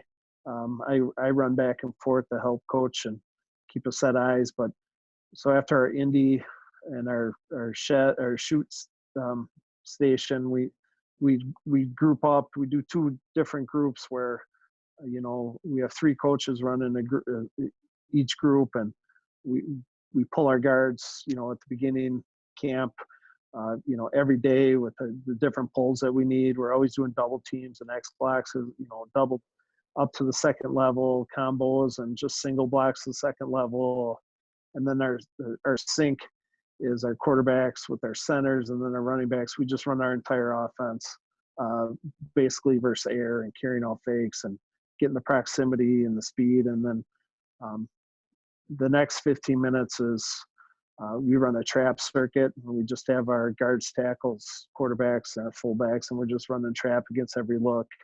And then our 2 and 4 backs, our halfbacks, we run J blocks with the tight end, and we just look different looks in our tight end blocking down, and, you know, where the guy's coming for us to J block, and where our guys are doing that. Then our tackles are working backside cut, climb, you know, on single blocks, and sometimes we have them double blocking with the tight ends, and just a real power look. So this offensive practice plan has been great for us in the fact that we run the 5 plays that we run, and really only a couple supplemental plays. And in this practice plan, gets practice at just about everything we need in the game. So we get to team where we can put that all together and put, you know, 12 guys out in the field, or 13 guys, or, you know, run the 10-1 or the 9-2 or 7-3-1 or the 6-3 or the, you know, if I saw a 4-4 ever again in my life, I'd be so happy. But we're never going to see that. So, you know, those 9 guys in the box are definitely, that's for real. So this is our, you know, our decision-making kind of model. You know, after we became pretty simplified, it's like, well, you know, is there a problem with what we're doing? Can we solve it with another play, or can we tag a play in our own system and just, you know, modify our blocking technique or our blocking scheme? Are we trying to solve a problem that doesn't exist? You know, have we made an adjustment for that? Do we even need to? Is the new play going to fit in our system? Scheme-wise, language-wise, is it going to be sequential? You know, is it going to look like our other plays, which is the the base of our offenses. Everything looks the same for those first 3 steps. Can our kids handle it physically? Can they handle it mentally? Can I coach it? Can I coach my coaches to coach it? Are they invested enough to know what's going on? Can we do that at a high level? And then are we willing to take time from something else to add something new? And basically, you know, I have guys checking me to go, hey, coach, you're bored. You know, quit looking at Soldotna and seeing what they're doing, and, you know, writing 20 ideas down at, you know, 10 at night because you just watched some of their game film, and Elk River's got a playbook that's, you know, out the gate with stuff and adjustments, and that's great. That works for those guys, and they have had a lot of success. But my guys, my players, my situation, to be as simple as possible is exactly what we need to be, and we don't have any illusions of or delusions of thinking that we're something we're not. So that's pretty humbling. So all right, let's get it. Sorry, I'm long-winded there, but the counterplays, I've gone back and forth with it. So when we first started running counter, we were full counterplay. We pulled the guard, we pulled the backside tight end. This is what I saw in film. This is what I read in the Irv playbook. This is, you know, just what we went with. We had some supplemental plays like the boot. We ran a fullback screen. We had a counter screen. And those helped us out. Those are kind of big plays where our kids went, hey, we should run that screen here. We need to get some yards. We need to, you know, take advantage of what they're doing. And so we kept those in the offense. And we took the time to practice them. But what we really needed was something that was more sequential with boot, with the fullback screen, and something that had a split flow that took our fullback to that weak side.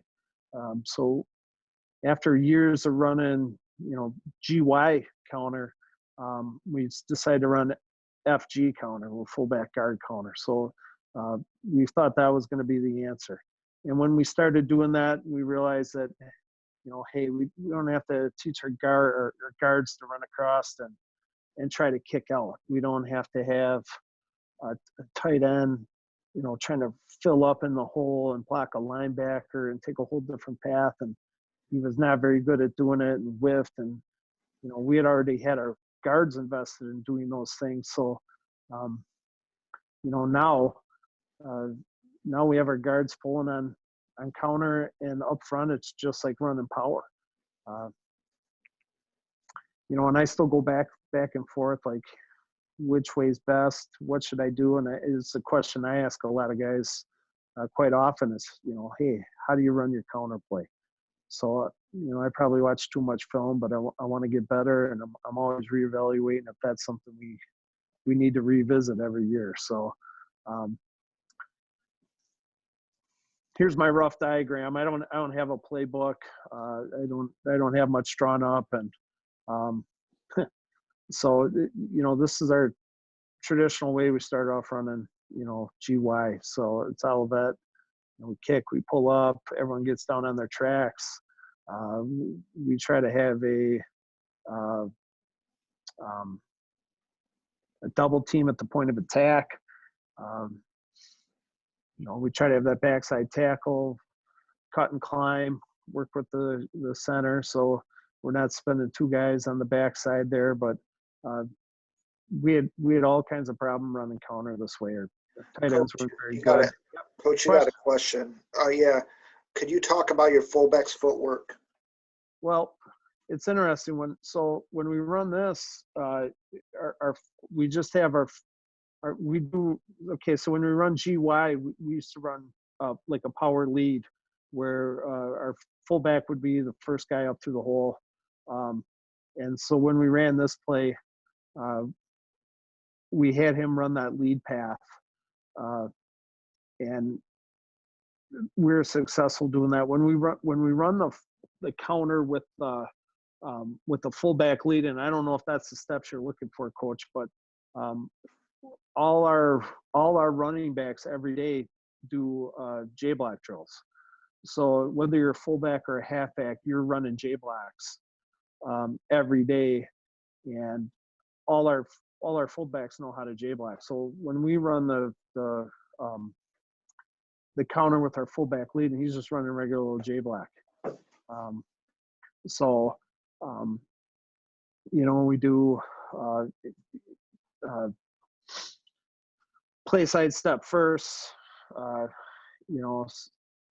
backside foot second, and then we take an inside out path. I mean, the only problem with those J blocks is that you got to hold those blocks a little bit longer when you're coming from a fullback position than you do when you're coming from that halfback position. And if anyone's got questions about specific footwear, I don't mind talking to you about it. After all this or in more depth a little bit, but we've got some rules, but man, Kyle, you got your rules are in depth, and I love them, but my kids aren't. We're not up for that. We're not that organized yet. I don't know if we ever will be. I mean, if I was ever at a different school, I might be more organized. But we don't have a lot of stuff written down. We don't have a lot of playbooks floating around. And a lot of the stuff we do our kids, we put them, hey, you need to step with this foot first. And, we're watching them on the go and coaching them on the go. And if they're comfortable doing it and they're not slow as hell, then we're kind of all right with that footwork. But yeah, we've gotten a little bit more specific and a little bit more detailed orientated when we go. And part of it is not always knowing what we're doing, being isolated in the state of Wisconsin. So I'm going to keep moving on slides here because I know I'm probably running late now. I got some film I want to get to. So just another way to run counter, we would add a G tag, and that would tell our play side guard to pull and kick out on the D end. And, that would really help to have a play side guard kick that guy out, especially if he's squeezing down in and keeping his shoulder square and, not rushing upfield. Sometimes that D end's a tough guy to get. So we ran a belly G for a long time. So our kids already knew that technique. The only hard part is when you start pulling both guards, if you got guys coming in A gaps, it's kind of ships passing in the night there. You almost hope the guys are just running upfield and you can get the ball handed off and out of their way and they chase the wrong guy. And the deception is your friend on those plays. So, when we run this scheme, you could keep the tight end home if needed. But like any play in our playbook, we can tag it. We just say solid, and that tells us that we're going to limit who we pull. So Y solid would mean our Y would stay home. If we ever run a power with the G solid, that tells our backside guard to stay home. So we have we have the tags as a way to modify our blocking scheme and basically turn our plays into new plays, different plays, or a new version of the play that we're running without confusing our kids. So split flow, this is how we currently run our counter scheme. And for my O-line, everything's the same as power. The only difference in power and counter is if we're running 47 power, our two backs doing the J block, now we're running 47 counter, and now our three back or our full back is doing the J block. I mean, that's the only difference in the play. And I found that this way of blocking it has been much easier to teach. The kids understand it. My O-line, we don't even tell them we're running a new play until we get in the team and go, hey, you're going to hear counter, but it's the same as power. So 47 power and 47 counter, they're blocked exactly the same up front. And our kids up front need to make no adjustments. So, now instead of having 5 plays, really for those guys, they only have 4. So what it did do, it gets that guard in the backside in that funnel. Your split flow creates some synchronized action with some of the other supplemental plays. So we can do the split flow, and again, add the G tag, which pulls the guard. It gives us a another look, another guy at the point of attack. And when we run that G scheme, now my fullback, and he's going to start off with that J path, but he's going to turn it up and hopefully shoulder to shoulder with the guard that's pulling. And they're coming through the funnel, guard looking inside, fullback looking outside, and it turns into a nice little play if you can predict that your A gaps aren't going to be blitzed or someone taking advantage of you where you can run that scheme. So, Coach, you got another question. Yep. Have you ever pulled the backside tackle and tight end, or is that too slow? No, it's funny. I got some. I was watching some Soldotna, and I saw some plays where they're pulling the backside tackle. We've never tried that. It's just our tackles aren't guys that are really good pullers. For us, our tackles are big earth movers. They're our most unathletic guys for the most part. We take a lot of tackles and move them to center because really in our scheme, our center just is really responsible for blocking a back on a D lineman. We don't really have our center going upfield and blocking second level. So, back in the day when we ran toss, we'd pull a tackle, and man, oh man, there were times I wouldn't want to be a running back following my tackles because they just were not athletic enough. But that's just our situation and how we personnel things. So we've never done a TY or a tray, as teams will call it. In our offense, our guards are pullers, and we just spend a lot of time pulling that guard up in the funnel. So for like a pin and pull scheme, it might make sense, to scheme it up a week and go, well, our guard's got a good angle, so let's pull our tackle. And we're KFC. We're chicken to the point where we're chicken. We're just going to do the things that we're going to do. And the great example here of the play that's up a full flow. All right, I thought one year, hey, we're going to run counter two different ways. We're going to bring all three of our backs and run them right. And then we're going to have our quarterback either do a half turn or a full turn and follow our tight end. Because I've seen guys run this. I thought, man, here's another way to get our quarterback the ball. We're going to have great deception, 3-back flow, and then at practice our tight end forgot to pull, and then during the game our tight end forgot to pull, and I started having some anxiety, and then I scrapped the whole damn thing, and I said, well, this is one more thing we can't do. I mean, if we're going to run counter, let's pick one way to run it and just run it. We don't need two different ways to run counter play.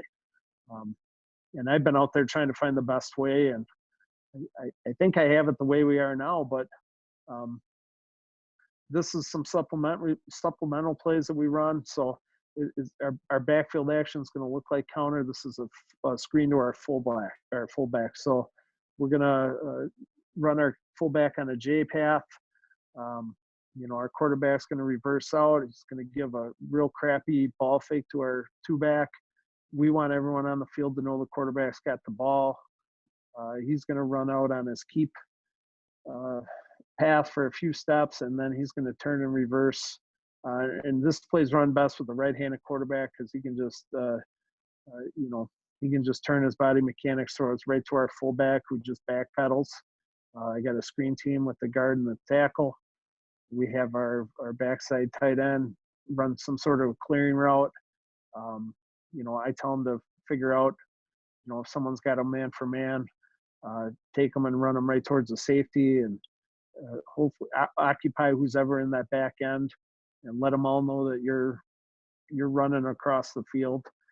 So it looks like we're running our sprint out play, and we just dump the ball back to our fullback. And this is a great play to stop backside pursuit. It also it's a good play to have on film, so teams have to prepare for it, in the upcoming weeks. because they get a whole steady diet of power and trap, which is 90% of what we run is power and trap. So this is one supplemental play we like that we run. The other one's a little screen to our two back. So our quarterback half reverses out. We give a proximity fake to the fullback who's just running J.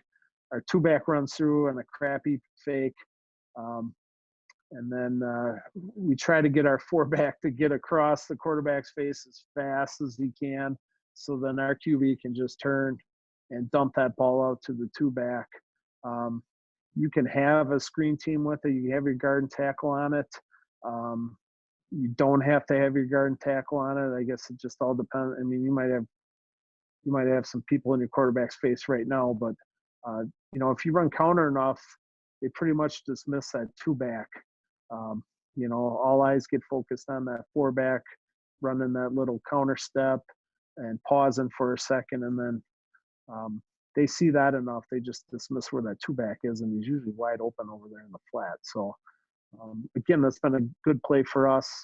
And by good play, I mean we run it 3 times a year and we get 15 yards on it. I mean, that's a good play for us. So I'm not one that likes to throw the ball, but this is a nice little screen for us to mix things up.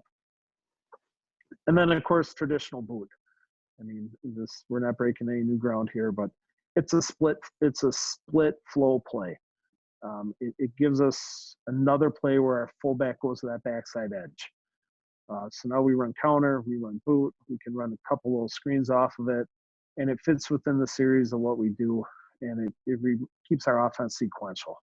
So these aren't plays that we run too often, but they were all plays that we liked that didn't quite fit in when we ran the GY traditional counter play. So, Coach, I think I got some time for some film, and if you want to throw that up there, I know Sure. I got about 10 minutes left to stay on time. Some of the film, at least at my end, I've seen it's kind of choppy. So, I'll do the best to walk you through it. Just show you a little variety of what we're doing. And again, we're pretty vanilla, and counter is not a big play for us. This last year, we ran very few counters. 2 years ago with the kid we had, he ran counter really well. And, I've heard it put in terms of, counter's not a reverse, counter's a delayed power. It takes a little bit longer to get that power look, but essentially, you're just trying to fool a couple linebackers, get a couple kids to take a step the wrong way, and then you're running power. And once I started thinking of it in terms like that, as a delayed power, I felt a lot better than my biggest complaint is that, man, that counter, it takes so long. I mean, the teams we play have really athletic student athletes there. Their makeup speed, their recovery speed is so good. And our kids at Reagan are, they're high academic kids that are not coming to our school to play athletics. They're coming to school for academic reasons, and we're trying to form them into football players. And this scheme is probably the best scheme that we got for that. So, Coach, I got a blank screen. I don't know. Yeah. You working on that film or what? It's been playing. Oh, it has been? Yeah, hold on. I can't see any of it. Hold on. Let me try it again. All right, now can you see it? Ah, now we can see it, Coach. All right, well, that's good. Good thing you let me know. All right. No, that's real good.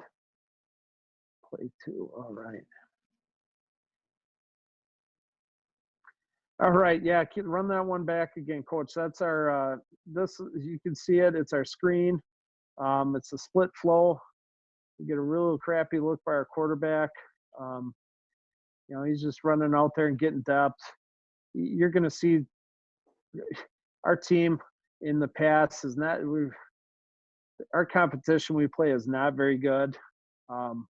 We try to be as disciplined as we can, and as low as we can, because we play teams that just play high. They're really, a lot of them are uncoached. A lot of them are, you're unsure who's going to make it to practice, and we try to play up and not play down to the level.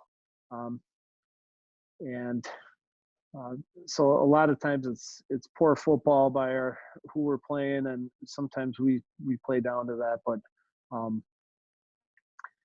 here's our GY counter. We're pulling guard, we're pulling tight end, and now we're going to run this little screen here. So this is our fullback screen, our throwback. You can see 22. That kid's a player of the year. He's an all-state kid. He's played our fullback position. He's played our halfback position. And he's just got a real knack for finding the ball. But, for us, he was a big play kid, and getting him out on a screen there, that's one of our most successful plays we've ever run with that fullback screen. More GY counter here. We're not very tight in the backfield. That's one of the things we're always working the problem we're always working to solve in our sync drills is get as tight of a backfield as we can. We never want our quarterback to show the ball. We always want his back to the line of scrimmage. We never want to reach to give a handoff. And you got people whizzing by on the counter play. It's really easy to reach for the handoff. Our tight ends, when they pull around the horn, they drift. They don't stay tight. They miss guys. Our guards usually do a pretty good job of kicking out when we run the GY scheme. But it's those tight ends that were always just slow, and they just looked out of place. We've had moderate success with the counterplay. And this year here, we're just running it. You want me to go to the next playlist? Yeah, why don't you go to the next one? Yeah, that'd be great. You're going to see a better team here.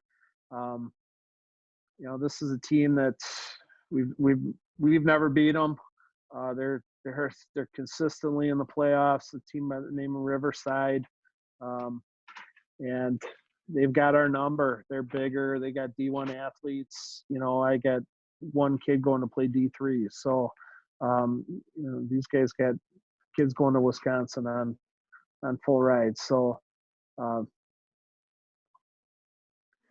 oh boy, coach, run that one back. This is going to be our counter screen. We're going to let our two back clear, and you can see does a poor job of chipping that in, but we're going to throw it to him right there, and we get a guy in our face. It's a dead play, but we may run this play 4 times in a season, and the fact that we don't throw an interception on it is probably a good thing. That's deemed a successful play. But these guys were in our face all night. I think that last play we ran here, Coach, this is not unlike what a lot of teams do. We're just running trap, but we're putting a counter action in off of it. We tend to do that, just kind of confuse the linebackers, and that's a great way to run your trap play, is put a counter fake on the edge of it and just tag it. This is our boot play. Fake the 22. We're out on a route. We got our 4 back in the flat, and the tight end running over the top. I think we kept our play side tight end that play, but at my end, this film's all choppy, Coach. I mean, we're doing the best we can here to see it, but why don't you go to the next play, or the next play sheet? Yeah. So by now we got our fullback kick in. We're running our fullback guard counter plays. So this is what we've been doing for probably the last 3 years. It's really hit or miss whether it's a good play for us or not. And I like it much better now that it looks like power, and it's power up front for my kids. And I think we got the right guys pulling that need to be pulling.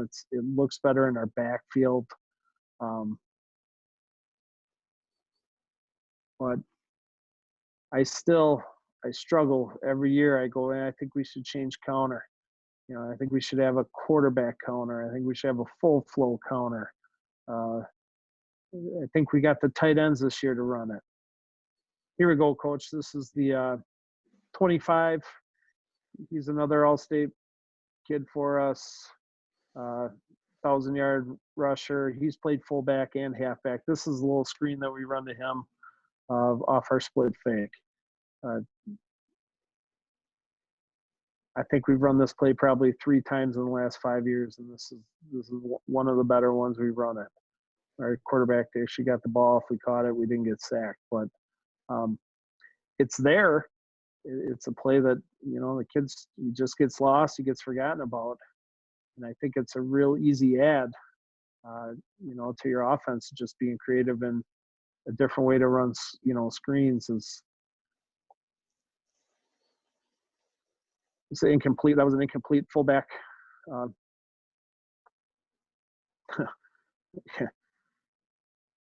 Here's our Michigan pass. Anyone that runs T understands what Michigan pass is. Put your 4 back right down the middle of the field. You got your tight ends are running flags, and for us, it's a split flow play. You can either have your fullback go fill into the backside guard and have your guard pull out and kick the end, or you can have your fullback go right to the edge player, keep your guard in, but it's a split back play. So, it kind of fits into that family. It's synchronized. It looks like, who we are and what we do. So.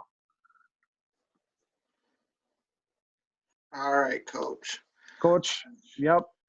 I see I'm running out of time, and, if anyone wants to get a hold of me, I'm on Twitter, and I'll take a phone call or two. And, if you find yourself in a similar situation like we are with young kids that aren't getting it, and you want to be simple, I can help. I got a lot of respect. I know there's some guys from Michigan out there, and, those guys they got the counter to the counter, and they're the last man with the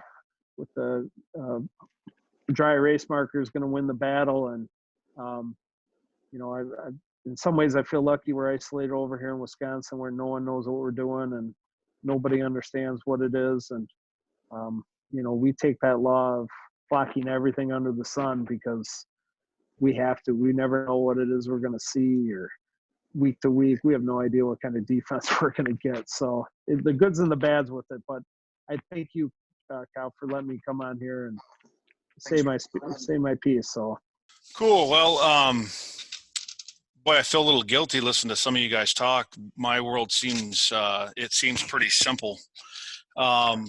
Just give you a little idea of where we're at. Soldotna, Alaska is about 2.5 hours southwest of Anchorage, and the world famous Kenai River runs right through the middle of town. We're about 11 miles from Cook Inlet. It's a pretty special place to live and to coach. That's my view.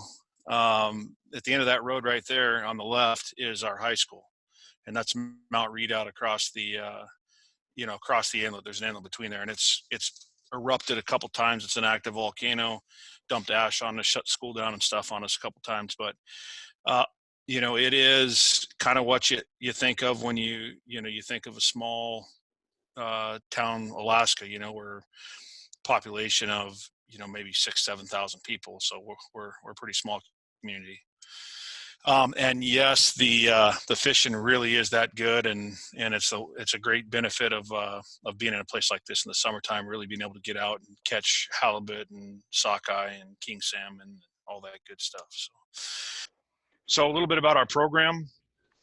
Small public school, 700 kids. We put the T in 15 years ago, and I started out 3 years running slipback veer at a Catholic school in North Dakota, and spent 4 years up here with the Delaware Wing T, and just kind of browsing through rushing leaders, this little bitty school popped up ahead of, the academies, and it was Olivet. And so I called down there and someone sent me a VHS tape, and in those days. And so, we thought it was something we'd love to try, because we had teams that were over shifting to our Delaware stuff. And, we couldn't throw the ball and had, the corner and the safety over the top of the tight end and the wing. As soon as they down blocked, we had 2 extra linebackers in the box, and something about being balanced really appealed to us.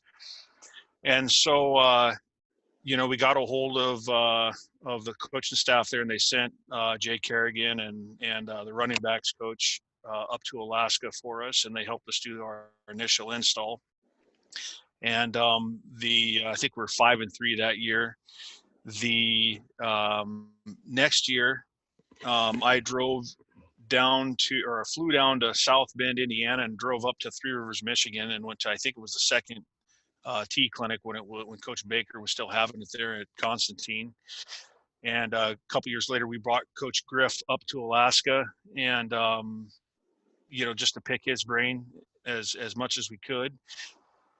And we kind of been on our own in our own little world here ever since. But we did have some good foundation from some good guys, and when we were down there, we got to speak to a lot of those guys you guys have access to with Coach Shillito and Coach Beckler at Canton High School. In fact, we got kind of a weird story there. I had a kid, dad got transferred down there, and one of my kids actually led him in his defense and tackles his senior year.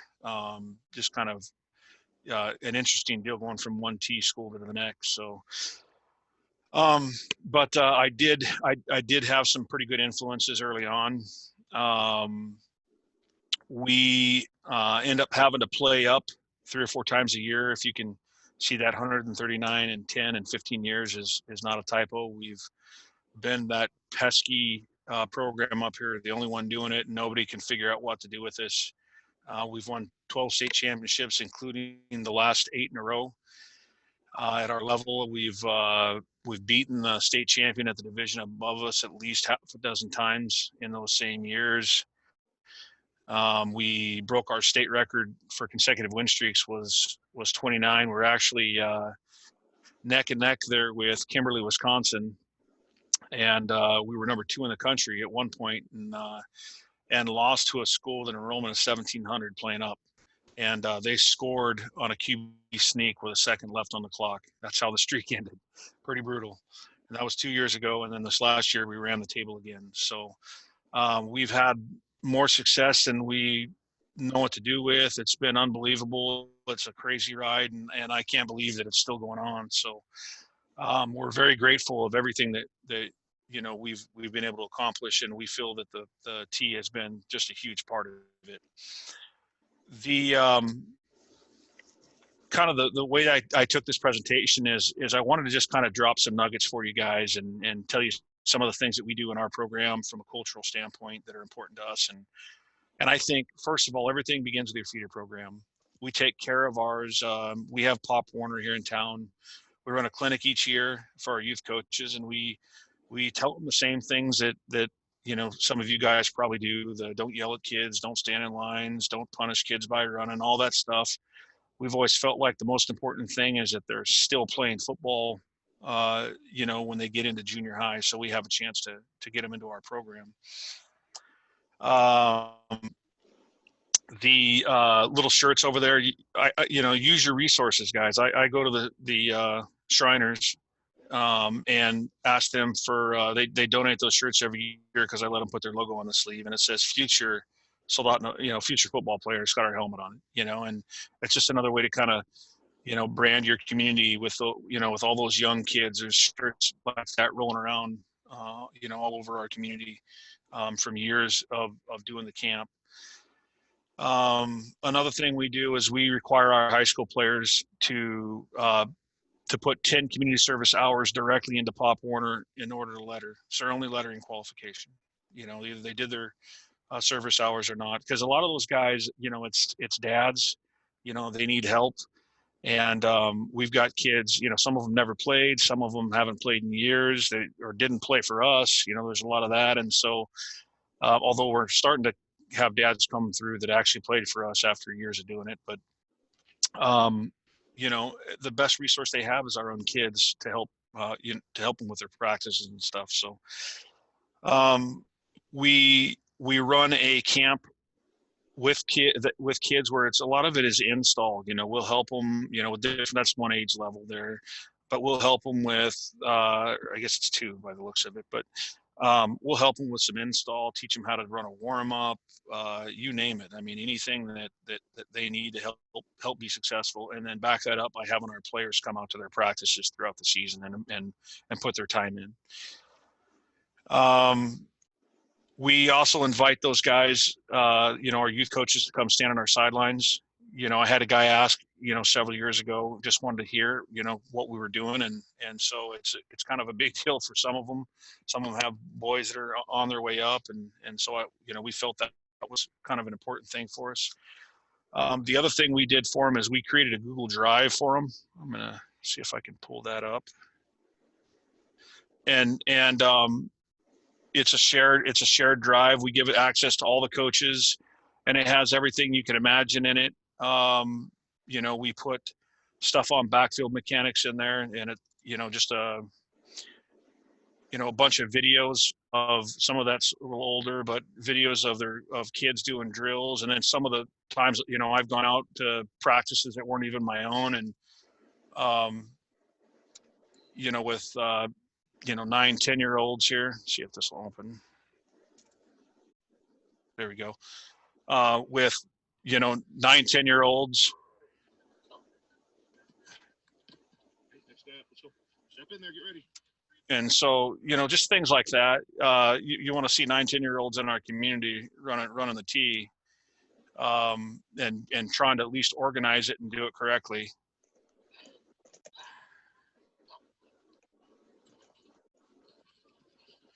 And that's our youth program, right? And so if we got guys that are new or not sure what to do, they have a resource available to them that has a lot of different material on it. Everything from, let's see if I can get this to move. It's internet's being a little slow. Some basic plays. We put some PowerPoints in there of some of our our base 4 plays for them, so they have those to show to the kids.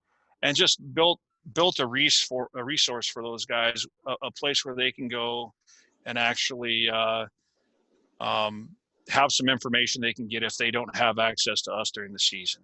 And so we always felt that was important.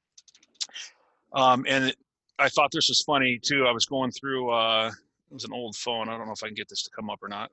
Where's that?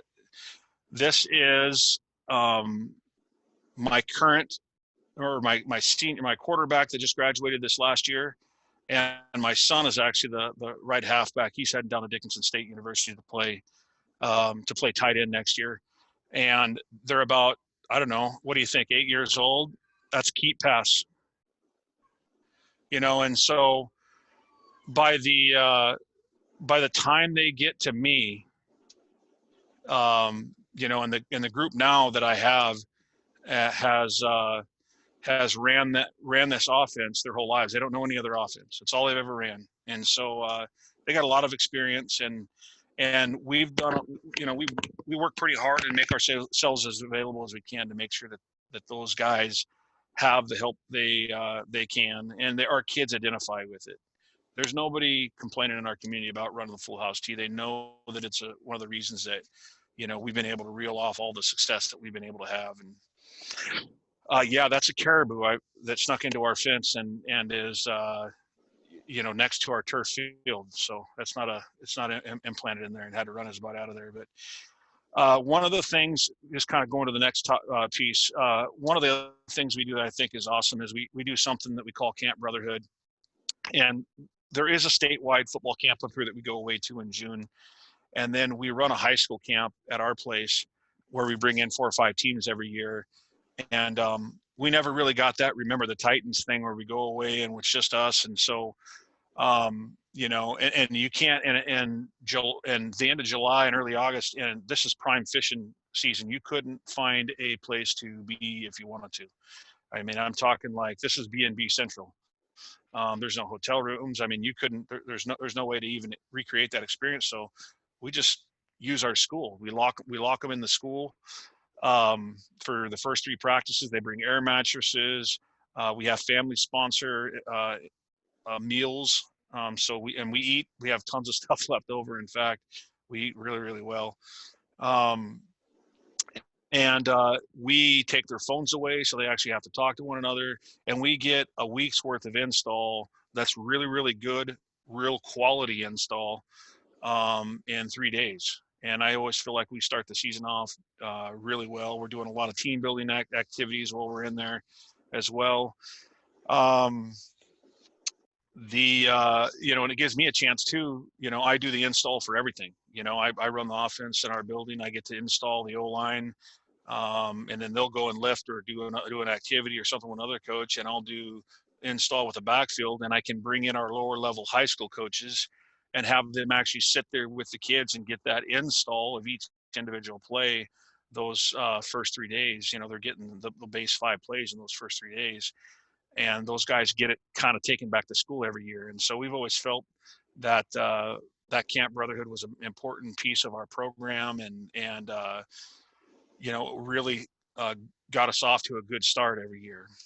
Another thing that we do is, you know, and I was kind of laughing. I know Coach Poltrock doesn't have a playbook either, and you know, we don't have a playbook per se that we hand out to kids. I've always wanted them to kind of work with the material and the things that we have, and so that's just a sample of one of our workbook sheets. And so we have blank sheets in there, and they fill it out for their positions and they draw them in. If they do something with someone else, they draw that in.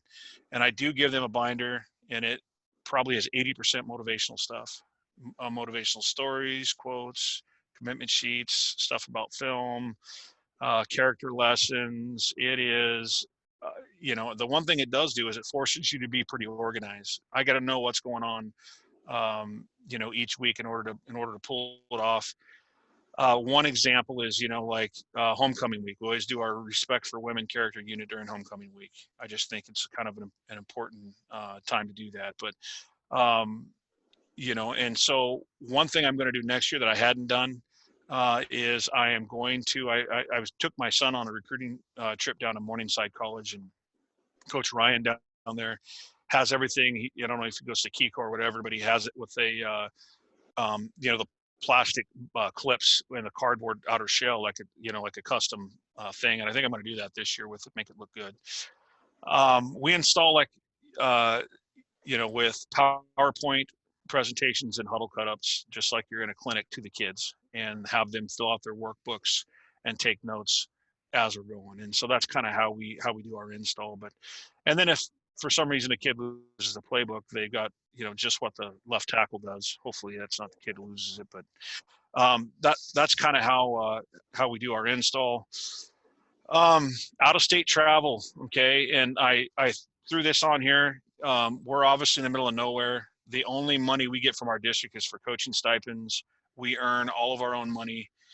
I think it's important to our program. It brings kids into the program. You know, we have 700 kids, and we have typically 100 kids out or more in our football program.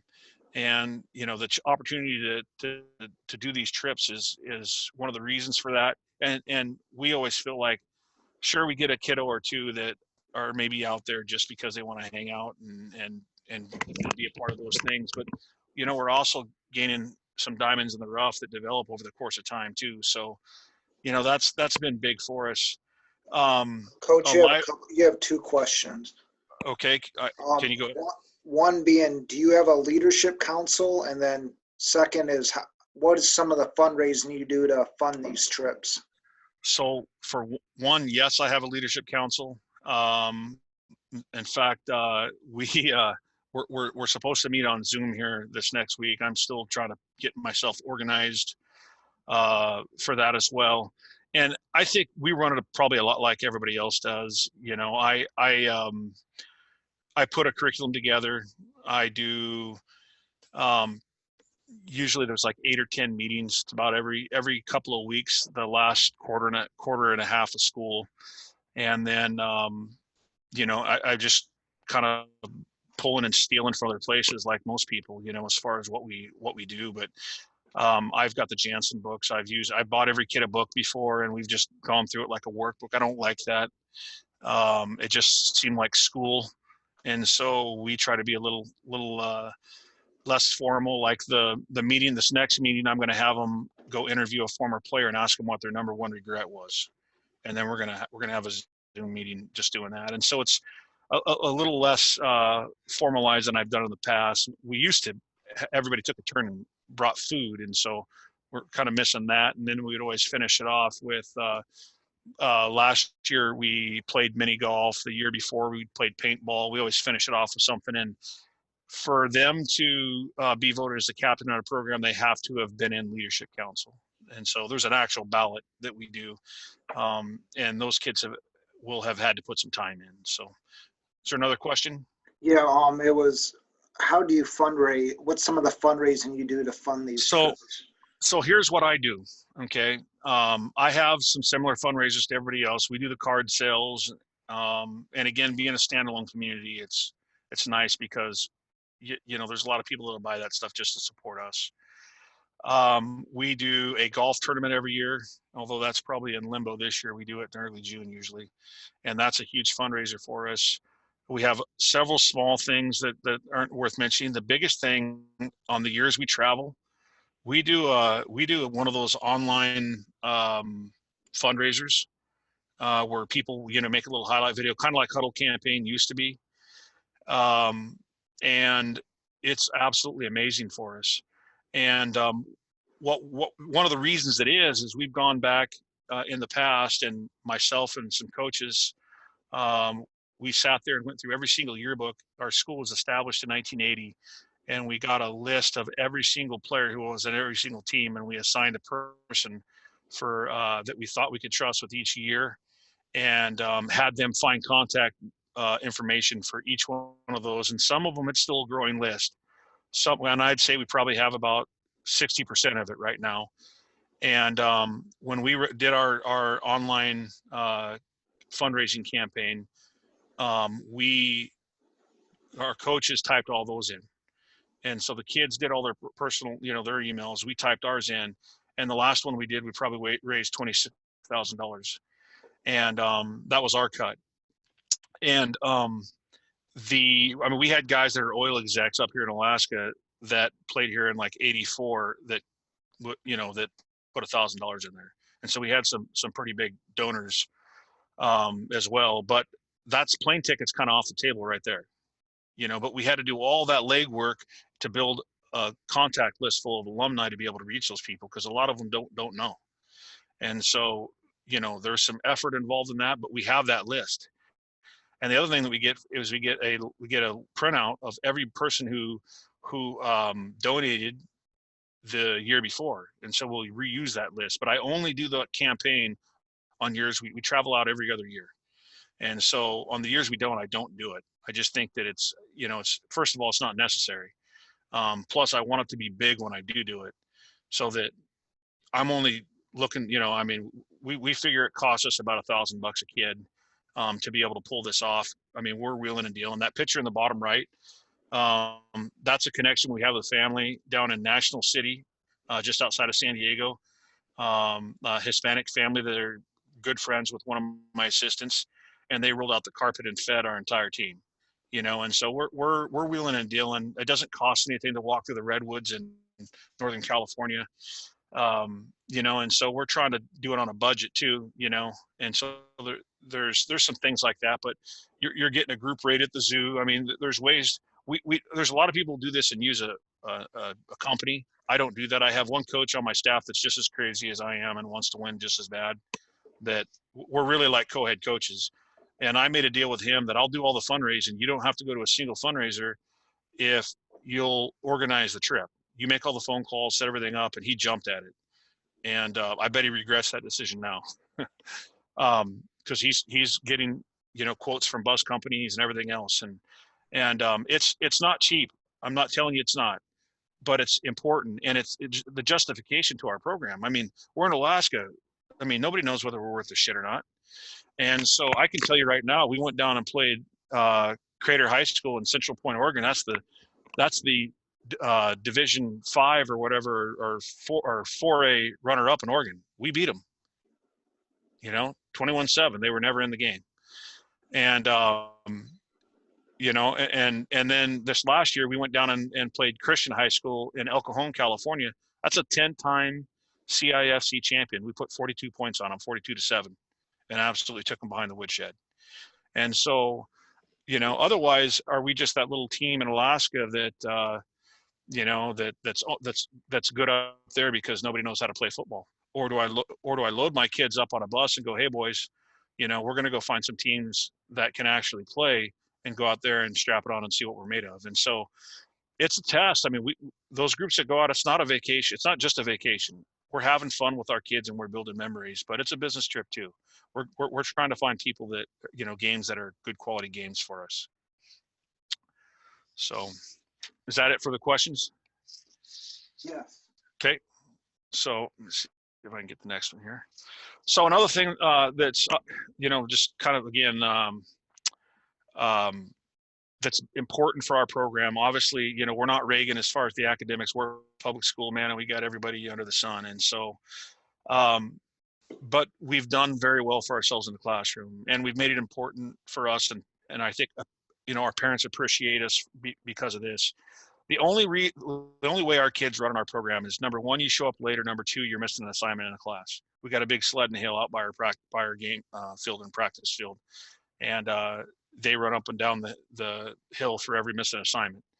I have one coach that is assigned to pulling that information. We got it set up with our grading system where it's an easy printout, and he just calls them out right when they come out for specialties, and they go right to the hill and the specialties. Okay, and they're out there beating the backside of the hill. Okay, and so that's in season. Outside of season, I have one coach who prints it off, gives it to me, and then I send out individual texts to every single kid once a week that's missing something. And then if they have a grade that falls below a C, we've got a group of coaches that actually work out after school together, and then they will come up there for study hall. We set up desks, and they know that if their grades are C's or above, they don't ever have to see us in the middle during the off season. But if something happens and they fall below, they got to come up there and sit and watch the old men work out. And so, we'll call home on it. But the academic piece is huge for us. Those are all academic awards for the state. Last year we had a 3.33 as a team. And so again, it's I don't know that it's anything unusual. It's how important you make it, but that's the academic piece for us. One other thing I just kind of wanted to share with you here.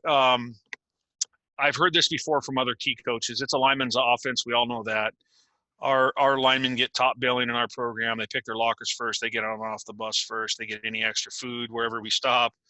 That little sheet to the right of it is what I want to talk about. And what we've done to try and make our guys aggressive is we created a point system, or actually stole this from Scott Fuchs, who's the O-line coach at Buffalo now, I believe. He left University of Wyoming. He was my college coach. This system, the way it's set up is every defensive player on the field has a point total assigned to him. A defensive lineman's worth 3 points, a linebacker's worth 5, a defensive back's worth 7, and if you can knock somebody off both feet, it's worth at the same time and get them airborne, it's 10. And we want to knock people to the ground, and that's kind of a big one for us. And we got a hammer that we've got all painted up, and whoever wins the point total each week runs through the tunnel and leads us out onto the field on game day. And so we put a premium on teaching guys to be aggressive and to knock people down. And we've always felt like the way this offense is set up, the more times you got to peel yourself off the ground, that pays dividends, in the fourth quarter with this offense. So the weight room for us, that's our weight room. We've got, I think, 16 hammer strength racks. We've got a track in there. For nowhere Alaska, it's not too bad. I'd say we're pretty spoiled. I teach 3 strength training classes. My D coordinator teaches 3. It's the most popular class in our building. There's a waiting list to get in. They have to turn kids away. And one of the things that we've done, and instead of trying to, fight with everybody, football this, football that, we don't have a football class. We probably have 5 or 6 football kids, or 6 or 7 football kids in each class. And then it's just athletes from other sports and some regular students mixed in. And rather than fight with other coaches, we decided we wanted to take the approach of, we're going to be the strength and conditioning coaches for your program. That way you don't got to do it during the season, and we'll take care of them. They can lift with us during the off season. We'll take care of them. We got it, coach. And so, we're everybody's biggest fan when it comes to the weight room. We do lift we don't do anything weight room wise outside of during the school year, outside of that class, nothing at all. We do lift 4 days a week during the summer though. The only exception is we're big proponents of multi-sport athletes. I was a 3-sport athlete in college, and nobody ever told me to choose. And so if we have a kid who's not in a sport, they just play football, then we have speed work that we do in the mornings 4 days a week before school. If they are, let's say they do a spring sport but no winter sport, then they'll be with us in the mornings and then still have that lifting class on top of it. We're a power, and I don't get any money for this. We're a power athlete HQ program. We went down to other clinics, John Wellborn's program.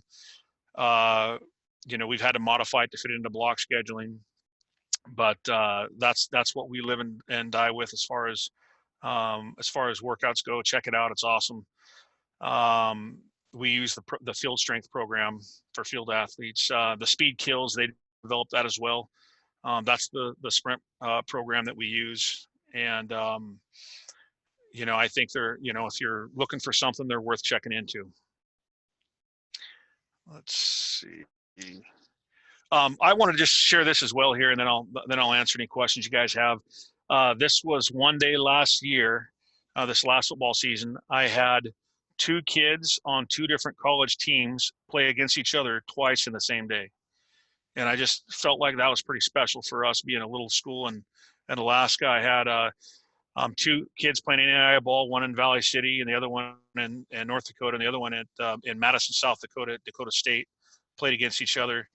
And then I had a kid at Texas A&M Kingsville and another one at Eastern New Mexico play against each other. And just, pretty special when we're able to move guys on from the middle of nowhere, Alaska, and to use this sport as an avenue and have guys that are still loving this sport when they're done with us, but they still want to commit themselves to it and continue to play. So hopefully that's a little bit about our program. I'll be open to any questions you guys have.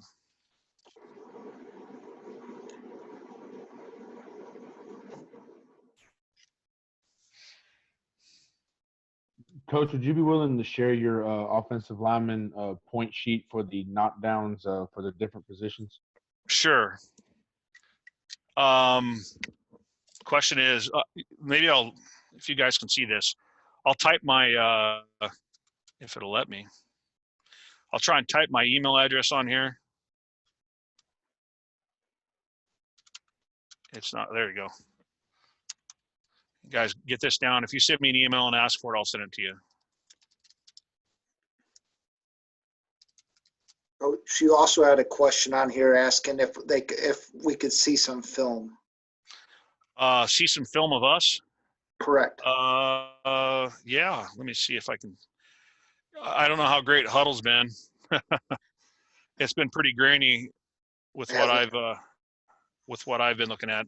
I'll pull some up and you guys let me know.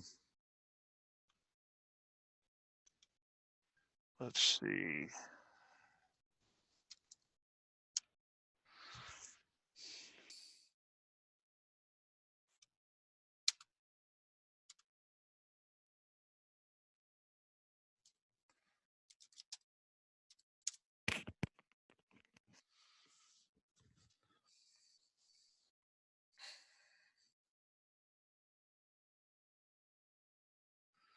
So, and guys, I don't have anything ready for you. I'm just going to this is shooting off the hip here. So here's week 1 last year. I do have a highlight thing in here.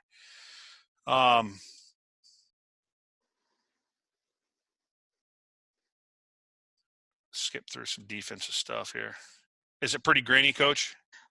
On my end, it's not too bad. Ooh, is the volume really crazy loud? Let me see if I get that off.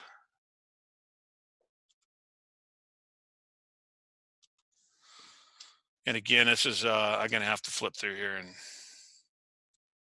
here we go. And again, I don't know what any of this is.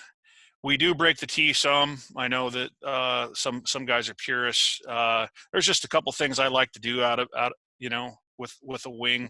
I think if our halfback is getting, these are, some of these DNs are pretty big dudes. We're probably 225, 305, 250, maybe 305, 275, 285, and that's some monsters over there. And so this is one of those schools that's probably 90% Polynesian and has some pretty big monsters.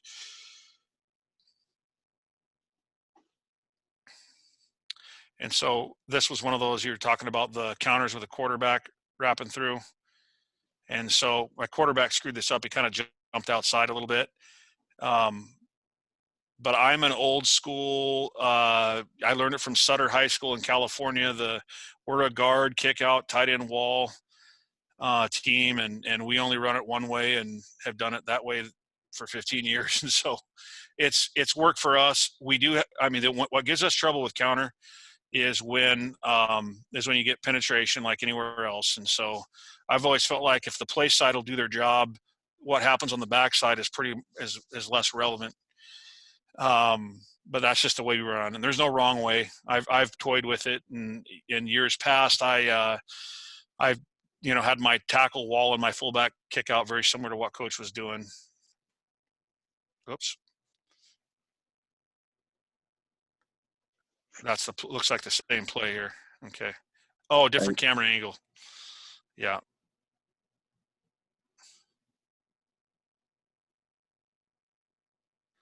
Yeah, so you got too wide. You got on top of the kick out. We all know in this offense that's bad.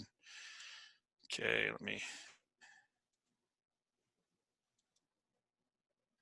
Okay, I run a kind of a similar play to belly. I block it a little bit different. First of all, I open up to it. Okay, so I don't reverse out like the conventional belly. And so that's why it looks like the halfback and the fullback are pretty tight to the hole together. It's an old Woody Hayes play that Coach Lowry from Columbine High School got to me, and I've ran that for quite some time. And see the halfback block. This halfback over here is Polynesian kid for us. It's going down to Dickinson State with my son. Is 240, and so he hits a linebacker over here, and there's just an explosion in the dude's flat back. He's a pretty special player. Maybe we'll get an end zone view here. No, it's same play though.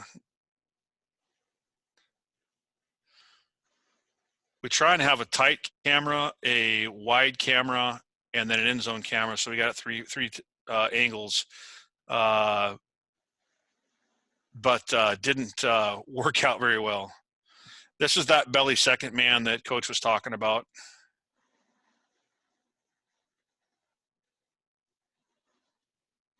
That kid running the ball right there is going to Colorado Mesa. He's a really good outside linebacker for us. And I know you're not seeing a whole lot of T stuff yet. Oops. There we go. Here's Michigan pass.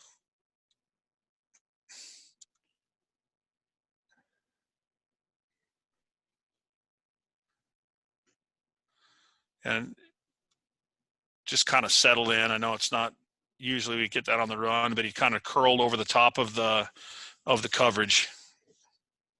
Coach, another question here for you. Yep. Do you lift during the season, and if so, how often? Well, they're in a lifting class, so we lift during, we make lifting part of practice before school starts, and we only do our core lifts. So there's no, it'll be like, all right, you guys got 10 minutes to get in there and get a 8x2 bench press or whatever it is the workout would call for. But we only do the core during the season. We make it part of practice. And then during the school year, they're in a class. And so, yeah, we're lifting. We'll lift on game day.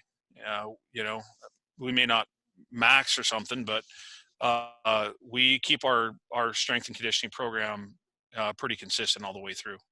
Okay, and then another question popped up. Do you have your fullback fill in A-gap on Michigan Pass?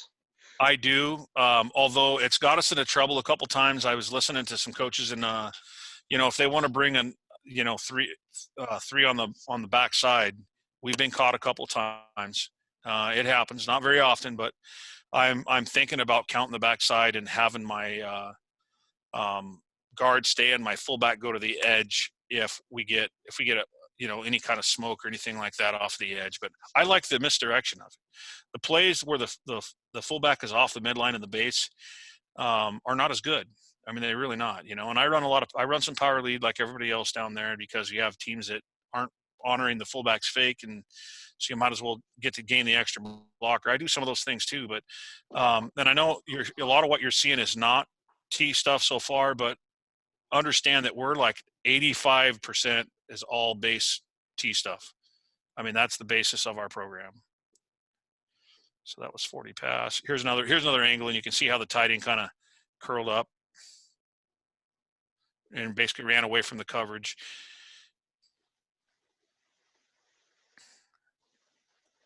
All right.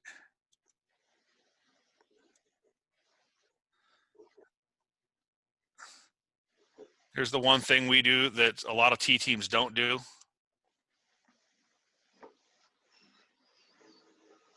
We will run a little bit of option again, and some of that is I started out split veer, you know, and so the origins of what I do are in the option. That's why one of the reasons it was such an easy transition. Here's wide trap.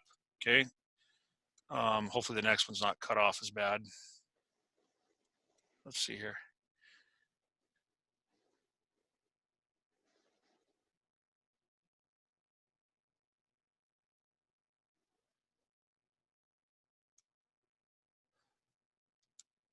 Oh.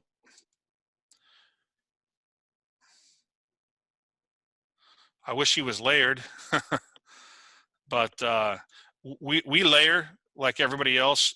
Here's the one little difference I do is if our guy passes linebacker level, they come unlayered, and if they need to defend themselves, I don't want them being a victim. Okay, and I've gone back and forth with that, but if they get through linebacker level, and you know, and there's pursuit and they're downfield, I let them come unlayered and use their arm to defend themselves. And this block in the back of the end zone here, this is, you know, you got a 220-pound. My son was last year as a junior was a 52-foot shot putter, and he's probably about 220. This is that block in the back of the end zone where he's thumping the linebacker. Gonna miss him, that's for sure. And like a lot of these seniors got cheated out of, there's another view of it, got cheated out of his senior season of track here, and we already had him over the mid-50s. Here's another question for you. How much hitting are you doing in practice? You know, is it live, thud, full pads? We hit twice a week, and it's 10 minutes each time, and that's it. And I do the only time we hit is during our inside run, where we put them on the 4-yard line and in, and we do in half line, and that's it. And the line play is live during those time periods, because I think you need it to stay sharp. But it's still not live tackle, and nothing else. That's it as far as what would consist of thud. So 20 minutes a week.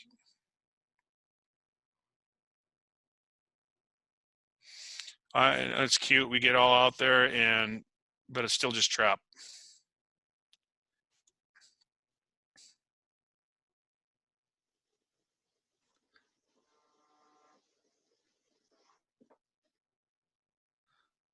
Kid flew upfield and never even had to trap him. So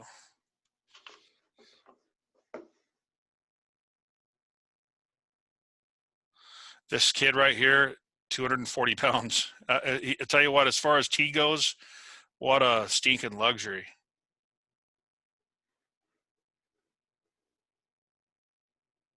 I mean, he was a pretty tough dude.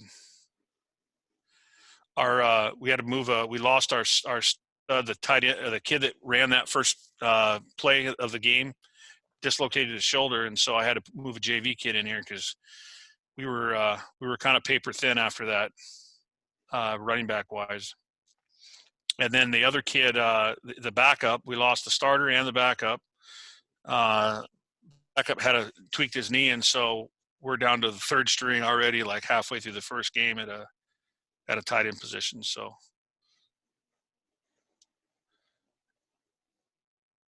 And that's my boy again there. That's just keep pass switch. Probably should have dumped it to the halfback, but he didn't want to throw to the JV third string kid, so throw to the All-State kid instead.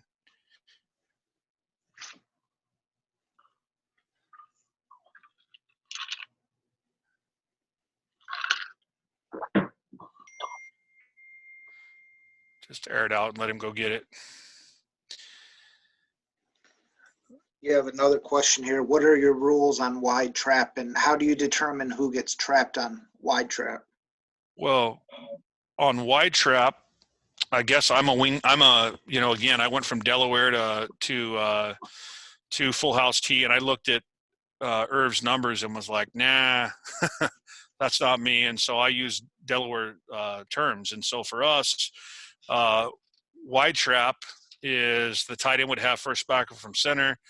The play side tackle would have gap post lead backer. The play side tackle would have gap post lead. The center's on away. Backside guard pulls and traps. First ugly shirt past the tackle now instead of the guard. And the one thing that'll happen sometimes on wide trap, and you guys that run it a lot are familiar, is if you get something inside of the tackle, a B gap defender, and then a 7 tech, sometimes that'll be a high pull. And we have our line give themselves a high-low call. One thing I do, just to kind of give you guys another little nugget too, is one thing I do with trap is just with that option background, my traps are all check with me. And that doesn't mean it's, I'm tagging a word or anything, but if I call 40 trap and the 3 techs on the wrong side, my quarterback will just come up the line of scrimmage and go railroad. And my kids know that we're going to run the same play other side of the tracks. And then I also pair plays together. So I make plays brothers with one another. And so for me, the brother of 40 is 42. Okay, those are both traps. They're in the same family and they're on the same side. The brother of 41 is 43. And so if I get up to the line of scrimmage and you got double A gap or linebacker walks up in the hole or there's something you don't like on inside trap, we don't take the loss. He will just say the word brother, and every one of my kids knows it's the brother play, it's the companion play. And so, we're not running 40 anymore. We're running 42. And so I've paired my trapping game, that way so that I don't have goofy stuff going on. I'm in a situation where I can always run a good trap play. I never run it into a 2-eye or they step up in a double eagle or something goofy I'm not comfortable with. I always have a way to check out of it to the next trap. So next question is, what do you consider to be your base plays and what are your line splits? My line splits, I start off with like you heard on there, we're about a foot, although we play with them quite a bit. And my base plays are the base plays that even though, like I said, I showed you guys a bunch of stuff that's not necessarily base. But my base plays are the same base 5 plays of everybody else who runs the tee. It's inside trap, wide trap, power, keep, counter, keep pass, Michigan pass. I mean, that makes up 85% of everything we do. For whatever reason, that last one I showed you had a lot of window dressing. Okay, here's counter.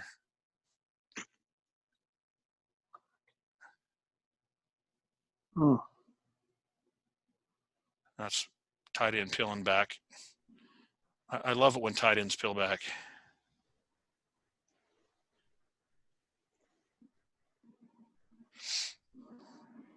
And so this is this kid right here got a full ride to Dartmouth. He was pretty studly.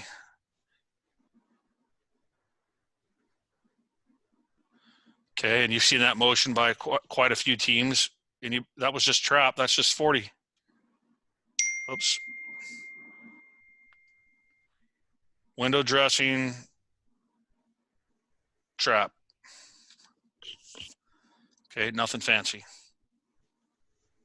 That little tiny guy is going to go to the Air Force Academy, and he was a finalist in. See if I can get that back. This was a good Michigan pass here. He was a finalist in the 300-meter hurdles at the state meet. So this is Michigan pass from the end zone view. I love this, and I know it seems like I'm showing a bunch of clips of my kid, but we always try and give this head and shoulders fake. Oop, just to get him to flip. And again, that's a 220-pound kid, you know, who's pretty leaned up in the weight room. That's just power, guys, right? And so this one looks a little more normal as far as I don't know, it's not huddle, it's off highlights, but I don't know about the jump cut. I didn't see what he was looking at. This is just boot. Our quarterback got a basketball scholarship to University of Alaska Fairbanks. He's pretty special. Watch this tackle here. This 300-pound tackle is going to Gila River Community College. And then gets going. He moves pretty well for 300 pounds, doesn't he?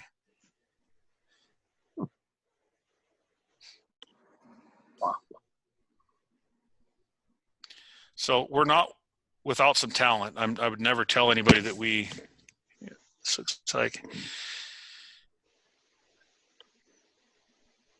looks like key pass switch to me, you know, 5-yard pitch. And then run. That was just boot. That's all it was. And all this stuff's on our huddle page if anybody wanted to go in and look. And there's little highlight groupings with other plays.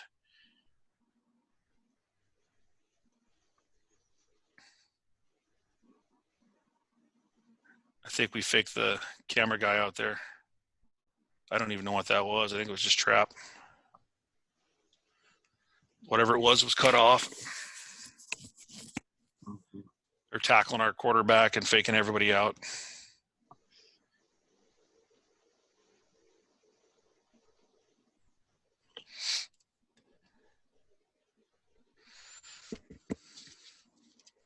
Quick pitch. Everybody runs quick pitch, right? Great job by the tackle. I mean, just staying with it. That was nice. Oops. That kid's 285. He falls down.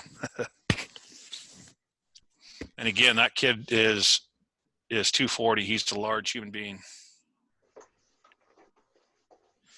So if you guys get on there and you send me a request for, I'm in the middle of making cut-ups of last year's team that I can use for next year.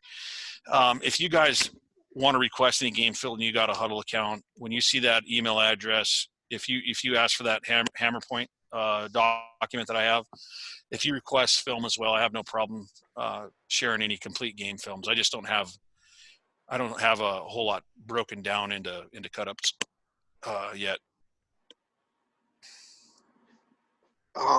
There's a question on here from Dave. What does your grading system for your fakes look like? Oh boy. As far as the grading system, I don't actually do the grading system. We developed it. I have a running backs coach, and that's his only assignment. He doesn't grade technique or anything else. All he does is grade Let me see if I can find it here.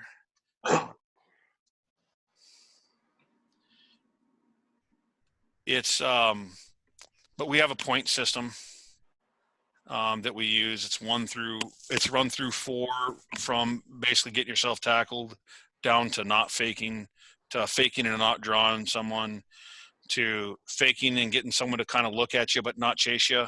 You know, you free somebody. But you know, we again, it's kids get a grade each week on it. Our entire backfield does.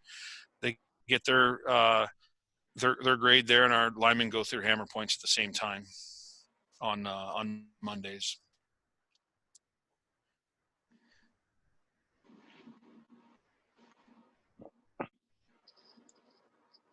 Any other questions for Coach Brantley? Coaches?